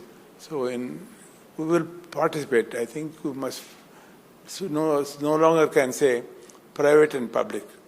We must say it's people, our people, and the people in the world should get health not as a necessity, but as a right. My only worry, jokes aside, is I hope we don't send so many nurses abroad that we are short-staffed. So I hope that will be taken care of. But let me switch to something about the healthcare situation in India and the healthcare business in India. You are probably now the only Indian-owned healthcare chain. There are other healthcare companies with a lot of international investment. You've never thought of divesting? You've never thought of, using that route of divestment for expansion, increasing the international footprint? And I'm asking you this, Dr. Reddy, because, for me personally, you are more than Apollo. You're almost the statesman of the healthcare business. So when you pull back and actually look at the future of India, and within that the future of private healthcare, what do you envisage, and what would your words be to doctors, nurses, people who are entering this space? I think I'm happy you asked me that, Suhail. What I did was that we should always have, Apollo should continue to have this. You need professional help, professions to run the hospital, professions to work in the hospital. But the ownership should be with the family. I must thank Mr. J.M. Rao here. We formed the family council, and it's very strict. None of my daughters, they can enjoy if there is a dividend, but nobody can sell Apollo share. So it will continue to be a family thing, because as I said, the whole concept is all the 100,000 people will treat us as a family. That's how we did this checkup. I still recollect one of the board members said, how much money are you going to spend for doing a checkup on all of them? I said, whose money I'm spending? It is their money they have earned, so they deserve good health, to give good health to people. So, no, I'm just saying that's absolutely on point. Today, you're 93. I mean, I wish if I ever reach 93, I look half as fit and good as you, but I doubt that's going to happen in a hurry. When you look at not just your achievements, but you've seen prime ministers, you've seen governments, you've seen policies, you've seen your own Apollo family grow. I mean, most of these, the doctors who started out on their own are from, let's say you can call them the Apollo alumni. When you look back and then look ahead, what are the challenges you want to still contend with? For those of you who don't know, he still works long hours. I mean, not as long as one IT czar suggested, but he still works long hours. He's totally involved in the business. Where do you see yourself, say, 5-10 years hence? Because that means I don't work now on Sundays. But you're the one who said health has no holiday. By the way, his phrase is health has no holiday. That's why I always tell my people, don't follow my example. So because it is 24/7. So I'm happy I'm able to work, and but the wonderful thing is everybody has got that spirit in them, saying, Dr. Reddy is there, our chairman is there. Continuously, when you want to not say I'm good enough, I want to grow, there will be some questions, some problems coming in. So I have good professions to do this, but they know that Dr. Reddy is there, to back them up. My daughters do 99% of it. That 1%, still I'm available for all of them. So I think it's a well-run thing which is maintaining the good health of people. Our total thing is it's not just curing him. It must see that he stays well. On a personal note, I don't much care for political parties, but I see a different India. I see a very confident India. I see a very proud India, but I also see an India where the young, no matter what their political ideology or whatever it is, but more and more young people are staying back in the country. More and more young people are becoming entrepreneurs. We've never had, to my mind, more entrepreneurs. Now, whether it's for good or bad, our matrimonial ads have changed. No one says you want to be IAS, IFS, or doctor or lawyer. People are not looking down on businesses, as it were. If you had a message to the young in this country, irrespective of, religion, politics, what would that message be today? The first thing I should say, my daughters, my granddaughters all are working now. So I think there is an opportunity to do, and to do something in healthcare. they should have that inbuilt feeling, saying, I'm doing something good, and something good which will make a difference for another family. So this is where I asked my, we are in medical colleges. We have 3 medical colleges, one here, one in my village, in district, one in Hyderabad, we have another one in UK. All these colleges, the students who tell them, saying, you're not going to be just a doctor.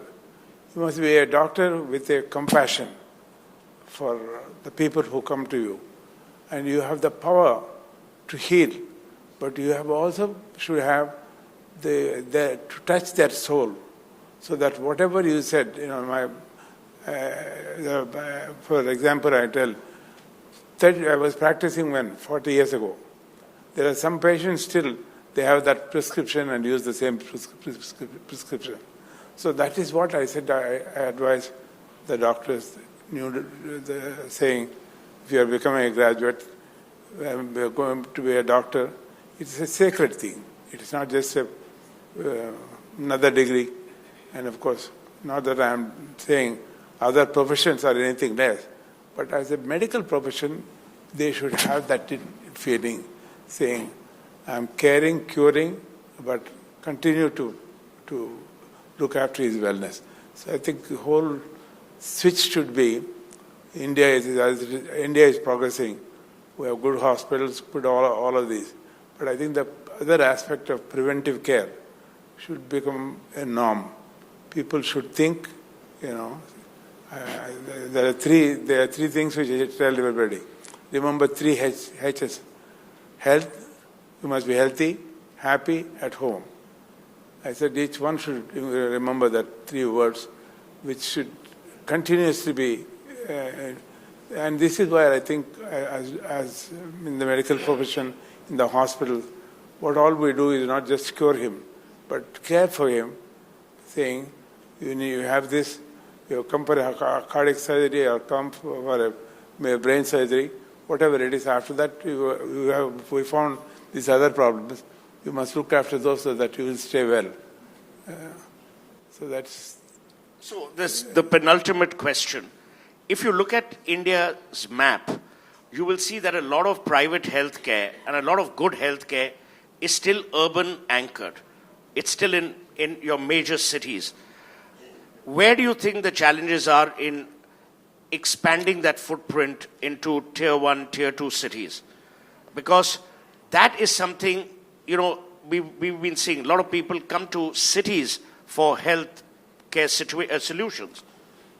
I think it's a major question. I'm sure many in this people are here who will make that difference possible. Because it is necessary that we should be able to reach the last mile. The government has already have good programs like Atmanirbhar and whatever by 47 will advance. But in healthcare, we already have demonstrated in 21 states we had telemedicine. A patient at the other end, we could establish technology was easy, but the difficulty thing is the different languages. So we have to find Apple to translate that and then treat that patient. So I think we must absorb the technology and take it to the last word and encourage more and more hospitals to come in the rural areas. We have what's called the Polo Hospital Connect. So we give for small hospitals in remote areas teleconnectivity. So they have a difficult problem. Our experts will give that advice. This goes on not only now, other countries also are coming to us saying, other country hospitals are coming saying, can you give that second opinion So all of this and continuously absorbing the technology. As I said, technology is galloping in every for example, the proton is the highest now in healthcare. There's another one which a company from San Francisco came to me and then said it's called flash therapy. And what in that is, in giving instead of 21 days proton therapy, you can give it in 3 days. So all of it in health, in all other lines also is very useful. So such things are going to come. You must be able to absorb that and then say, how can I take it to the last point? I must tell you, Apollo is the first one in the world to have the first satellite medicine. When Bill Clinton came in 2002, the same Chief Minister, Chandrababu Naidu was the Chief Minister. He had in health, IT City, there was a conference. So there was a patient in my village, examined there by their doctor, transmitted to our Hyderabad hospital cardiologist, and that cardiologist, Dr. Rao, told the mother, your child has got a hole in the heart. During vacation, bring it to us. We'll fix it. And then when the school reopens, she can go back. Bill Clinton was so happy. He just grabbed me and then said, Dr. Reddy, and it's in that book, this is a very wonderful thing that you've done. The rest of the world should follow your lead so that people in the remote areas can get the high-tech of medicine. So I think similar things is, I brought the satellite medicine thing because such things are possible today. The technology absorption should be there. Where, as I said, we use artificial intelligence, even our ambulance today. It's not an ambulance going there. From day one, we had our driver and assistant are trained technologists. So they will start care at home. But now, then we added telemedicine to it. Today, we've added to our ambulance 1066. That's the only one they were allowed at that time, four-letter ambulance. All our ambulances you can call. So now we are adding on artificial, in 4 cities we already added artificial intelligence. So the doctor comes online. So the treatment starts at home. So most often we lose patients because they don't even call for an ambulance. They come on their own car, and it's very, very sad. When I transport, I must tell, there was a lady who wanted to come from US. She was very serious with severe heart failure. They took an air ambulance and came. Unfortunately, she couldn't reach here because of the time. So here also it is very important that they use the ambulance. 108, we helped 108, whatever help they needed. I gave them all that possible help. So 108 is doing. So our ambulances today is artificial. So people should remember that if there is any problem, they should call for an ambulance instead of driving to a hospital, if necessary. So winding down, it's often said that behind every successful man, there's a woman. Now you have 5. Your 4 daughters and then your wife. And by the way, those of you who don't know, my grandchildren, and your grandchildren. But that, that too. For those of you who don't know, actually, Mrs. Reddy made Dr. Reddy popular when he was in the US. Because she actually got people over home to give them delicacies which those people in America had no idea of. And I still think they don't, but that's another matter. And you've had a fulfilling life. Yeah.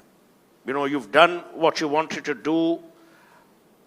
You've seen it evolve. You've seen it grow. You have a great family, touch wood.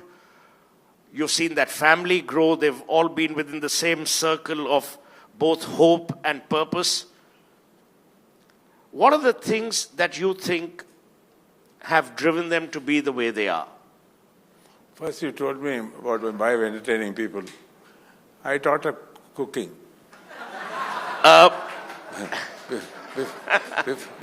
Before I went abroad. You see, but remember what Bernard Shaw says, those who can, do. Those who can't, teach.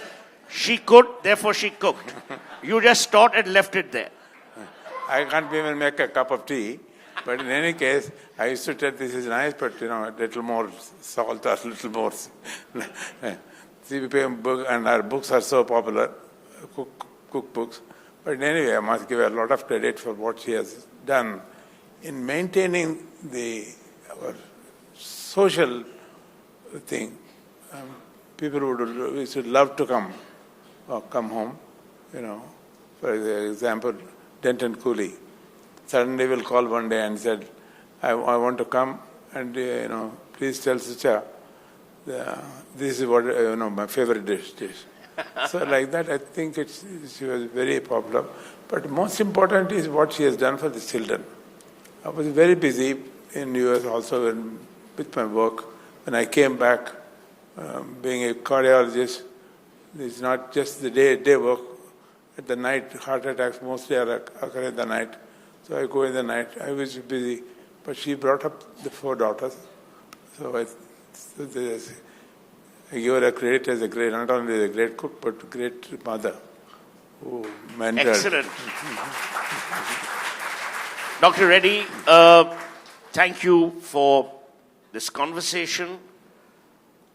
Thank you for being who you are, and thank you for doing what you have. It's very rare to find people who don't steer or stray from the course. And you've stood there purposefully with conviction and abiding compassion. And I think on behalf of everyone here, all I can say is thank you for your service to this country, to people from across the world who've come for hope, who've come for healing, and which is why the title of his book, and I think most of you, or all of you will get it, the title of his book is aptly called The Healer. I've always said India is blessed not because of our civilizational legacy, but because there still are good people doing good work for the goodness of humanity. Thank you. Thank you for being here. Thank you, Suhail.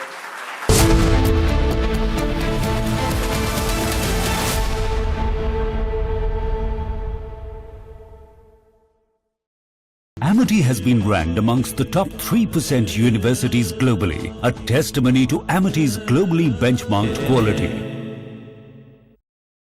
अब आया असली स्वाद। अब आया स्वाद। जब स्वाद के पड़े हो लाले तो MDH का चंकी चाट मसाला डालें। MDH का Chunky chaat masala. MDH. The BJP and the AIDMK have reunited for the Tamil Nadu elections, and Karni Sena of the AIDMK is going to be leading the alliance. What this signifies is that the BJP is getting very practical about coalition politics. The NDA is going to be a super big tent of like-minded parties working together in national interest.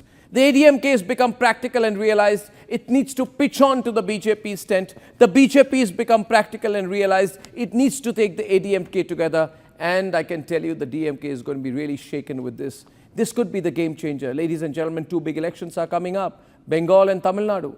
And if the BJP wins even 1 out of the 2, the national politics will change. If it can win 2 of the 2, then it's going to be a clean sweep for a very, very, very, very long time in national politics. But can this make a real difference? Let me take you through the numbers. In the 2021 assembly elections, DMK got 38%, 133 out of 234 seats, which means the DMK was strong, but not as strong as the Lutyens media would like to.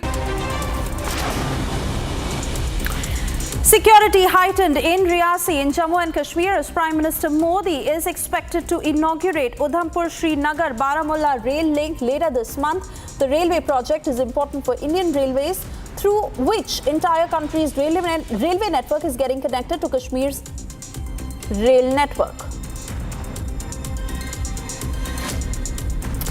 Punjab DGP Gaurav Yadav conducted midnight inspection on Friday under Operation Satark as part of the police mission against drug peddlers. Later, he told reporters that Punjab police is on alert about fighting drug issue in the state. Punjab government has initiated an operation against drug peddlers in the state. Security forces deployed in Jangipur, Murshidabad in West Bengal, where people staged a protests against the Waqf Amendment Act. Several vehicles were towed. Security has been heightened in the area. According to the Bengal police, situation in Suti and Samsarganj Areas of Jangipur are under control. A fresh round of violence broke out in Murshidabad on Friday over Waqf law as mob threw stones at a train station at the Nimtita station. The mob also vandalized the station property. A significant explosion that rocked MMP Aluminium Industries in Nagpur district on Friday evening, leaving 7 individuals injured. 2 of the injured are in critical condition and have been hospitalized. The aluminium powder used in the foil and powder manufacturing fueled the ongoing fire, complicating efforts to fully extinguish the blaze. On YSRCP's allegation regarding cow deaths in Tirumala Tirupati Devasthanam's Gaushala, TTD board member Bhanu Prakash Reddy said that YSRCP party is a clear example of the decline in moral values in politics. Earlier, former Tirumala Tirupati Devasthanam's chairman and YSRCP leader Bhumana Karunakar Reddy has alleged that over 100 cows died in Temple Trust Gaushala due to neglect by the TDP-led Andhra Pradesh government.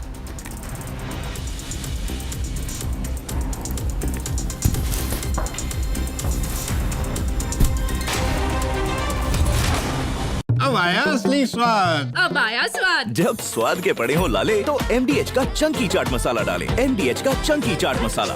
MDH. Amity has been ranked amongst the top 3% universities globally, a testimony to Amity's globally benchmarked quality. आपके घर के खाने में restaurant जैसा स्वाद ले आए MDH का शाही पनीर मसाला। पनीर को क्या मस्त बना डाला। Last night, while the entire national media, the Lutyens media and that corporate media was in deep slumber, only Republic brought you minute-to-minute ground-level coverage of Tahawwur Rana's extradition and when he went to the NIA as he was finally brought to India after 17 agonizing years of relentless pursuit by the Indian government. This is the one of a man hunched over, chained, shackled and weak. This is Tahawwur Rana, one of the key conspirators in the 26/11 Mumbai attacks. Defeated not by time, but defeated by the will of one man, Narendra Modi. This, ladies and gentlemen, is a promise fulfilled. And I want you to listen to what Prime Minister Narendra Modi said way back then when Mumbai burnt in November 2008. Narendra Modi was not the Prime Minister, he was the Chief Minister of Gujarat. This is that soundbite of Narendra Modi from many, many years back. जो Chicago की court में हुआ है, उससे मुझे साफ नजर आता है कि अब हिंदुस्तान में आतंकवादी गतिविधि करने वाले सारे आतंकवादी ये चाहेंगे कि उनके सारे मुकदमे अमेरिका की कोर्ट में चले। और मैं विश्व के सामने सवाल खड़ा करना चाहता हूं, क्या 9/11 के This weekend, the Positive Influencers show goes live. We're launching this Republic initiative to counter the negativity online with creators who inspire. From wellness to defense, law to finance, culture to the everyday stories across languages and regions of this amazing country. We are pooling them all together. Let's fill the digital space with positivity and purpose.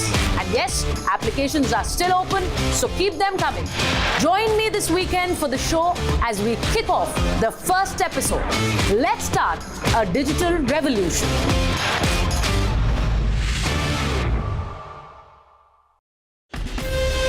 From Asia's largest news headquarters, setting the agenda for Bharat.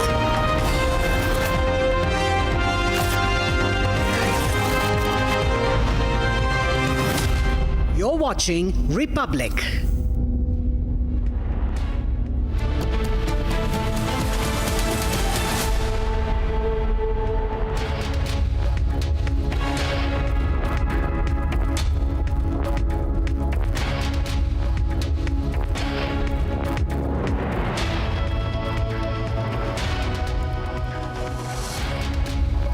Hello and welcome. You're watching live and breaking at 2:30 p.m. I'm Tanisha Avasti. Tahawwur Rana has been dragged back to India. Now there is credit war that has begun with the Congress saying that the Modi government does not deserve the credit to bring the 2611 plotter back to India and that it was the UPA government who aided on his extradition. We'll get you all that and much more on this edition, but first a quick check of the headlines.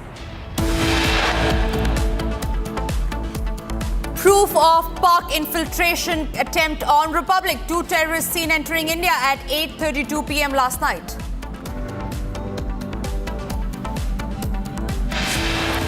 Mega anti-terror operations underway in Jammu and Kashmir's Kishtwar region. Top Jaish commander responsible for 5 deadly terror attacks neutralized.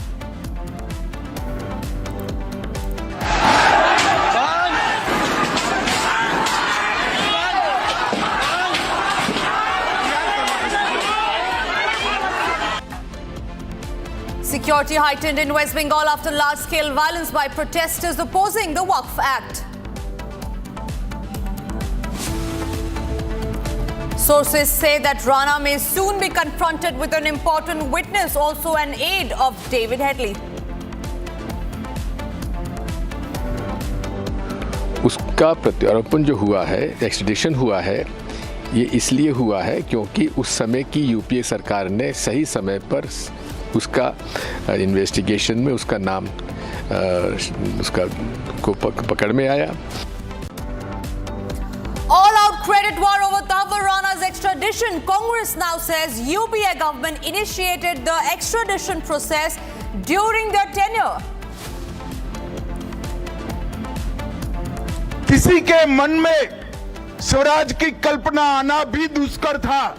एक 12 साल का बच्चा जिजाऊ की प्रेरणा से प्रतिज्ञा करता है कि सिंधु से कन्याकुमारी तक फिर से एक बार मैं भगवा फहराने का काम करूंगा. Union Home Minister Amit Shah pays homage to Chhatrapati Shivaji Maharaj at Raigad Fort in Maharashtra.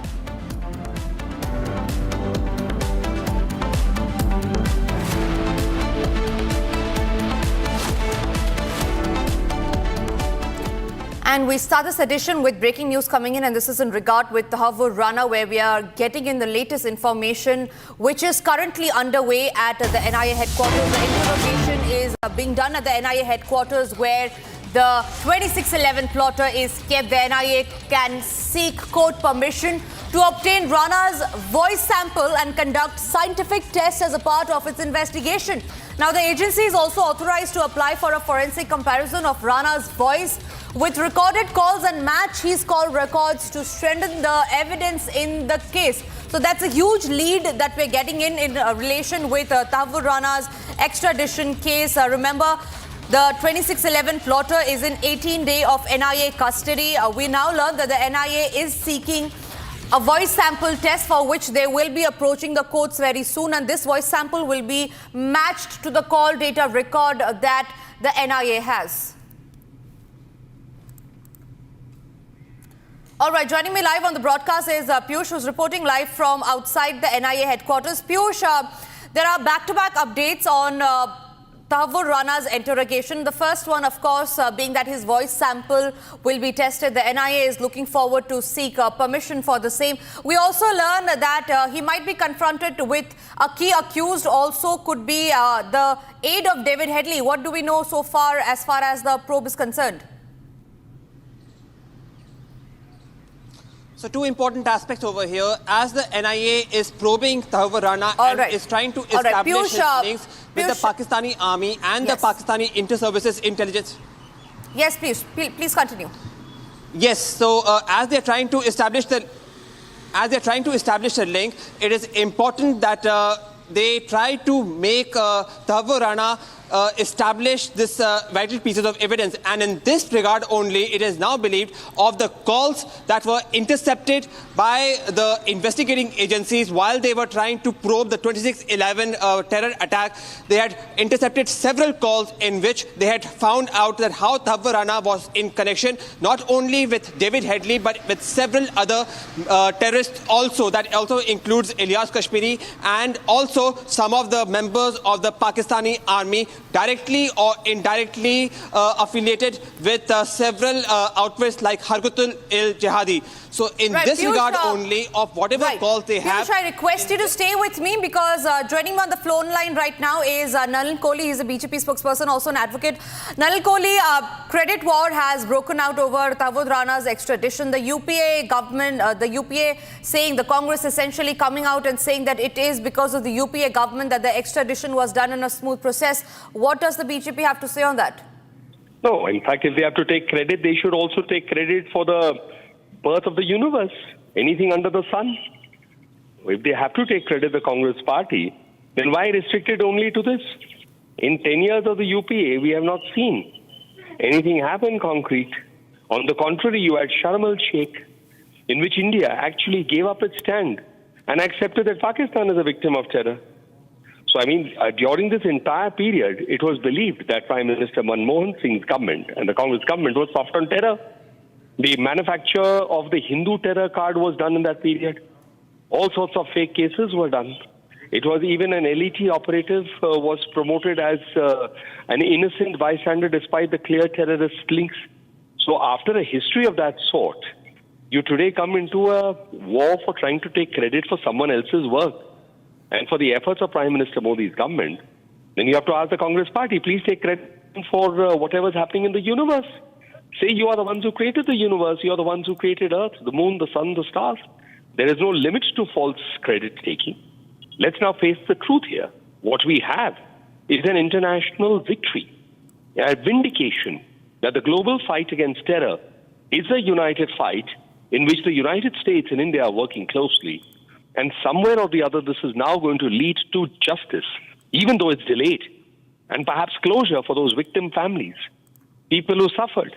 Now, look at the kind of statements that have come from the Congress leaders over the last few days. Not just about credit, mocking the very return of or the extradition of Tahawwur Rana, mocking it. Another one trying to say that, no, this is not the narrative. So in all of it, it just shows that the Congress party is living in a time warp, a warp where they do no work, but fight for credit, because perhaps they need to reward the first family of the Congress party for anything and everything good that happens in the world. Absolutely. Nalin Kohli, just today we heard Digvijay Singh taking the credit for the extradition of Tahawwur Rana. And this is the same Digvijay Singh who back then, when the 26/11 happened, had claimed that this is an attack. The 26/11 was an attack that was aided by RSS, that it was an attack that was done by the Hindus, thereby dismissing completely Pakistan's role in this. And the same Digvijay Singh, the same Congress party, is today going ahead and seeking credit for the extradition of Tahawwur Rana. So basically, my point is that this also shows how the Congress party has a very, very, Congress party, how it is willing to do two polar opposite stands, forgetting that the media records everything. It also shows hypocrisy, political duplicity, and it also shows the level to which that they are willing to stoop in their political fight. So it speaks volumes about the Congress leadership, its leaders. It really has no comment on Prime Minister Modi and his government, which is working to serve the country as they have been since 2014. Absolutely. Nalin Kohli, thank you very much for speaking to Republic and joining us here on the broadcast. And now, while the National Investigation Agency continues to interrogate the 26/11 mastermind Tahawwur Rana, there is an all-out credit war that has broken out, the one that we were just discussing with the BJP spokesperson Nalin Kohli. Now, the credit war is between the BJP and the Congress. The Congress has now contended that it was the UPA government which had initiated the extradition process and had urged the authorities to include his name in the charge sheet. Listen in to what Digvijay Singh had to say today. 26/11 के अंदर षड्यंत्र में शामिल था ये व्यक्ति और उसका प्रत्यारोपण जो हुआ है, एक्सट्रेडिशन हुआ है, ये इसलिए हुआ है क्योंकि उस समय की यूपीए सरकार ने सही समय पर उसका इन्वेस्टिगेशन में उसका नाम उसका को पकड़ में आया, उसकी गिरफ्तारी हुई यूएसए में, और यूएसए में गिरफ्तारी में उसको सज़ा हो गई। 14 साल की सज़ा थी, 14 साल की सज़ा काटने के बाद उसका प्रत्यारोपण हो गया। इसमें कोई श्रेय मोदी जी को नहीं जाता। Now, on one hand, while the Congress is trying to take credit, there are other Congress leaders who are attempting to score points by claiming credit. Now, leaders within the party are downplaying India's biggest diplomatic win. We have statements from Udit Raj, who almost gave a clean sheet to Rana, saying that he was not one of the key players and that this was a game that has been played. He later attempted to backtrack on his statement, saying that his words were twisted. में तो मुझे खेल ही लगता है, इसलिए कि 2011 में जब यूपी की सरकार थी तो पूरी जांच की फाइल अमेरिका को दे दी गई थी और हेडली को मुख्य आरोपी माना गया था और तहव्वुर राना को कॉन्स्पिरेटर माना तो गया था, लेकिन उतनी बड़ी भूमिका में नहीं था। नहीं, ऐसी बात नहीं है। मेजर रोल क्यों नहीं था, लेकिन औरों का भी रोल था।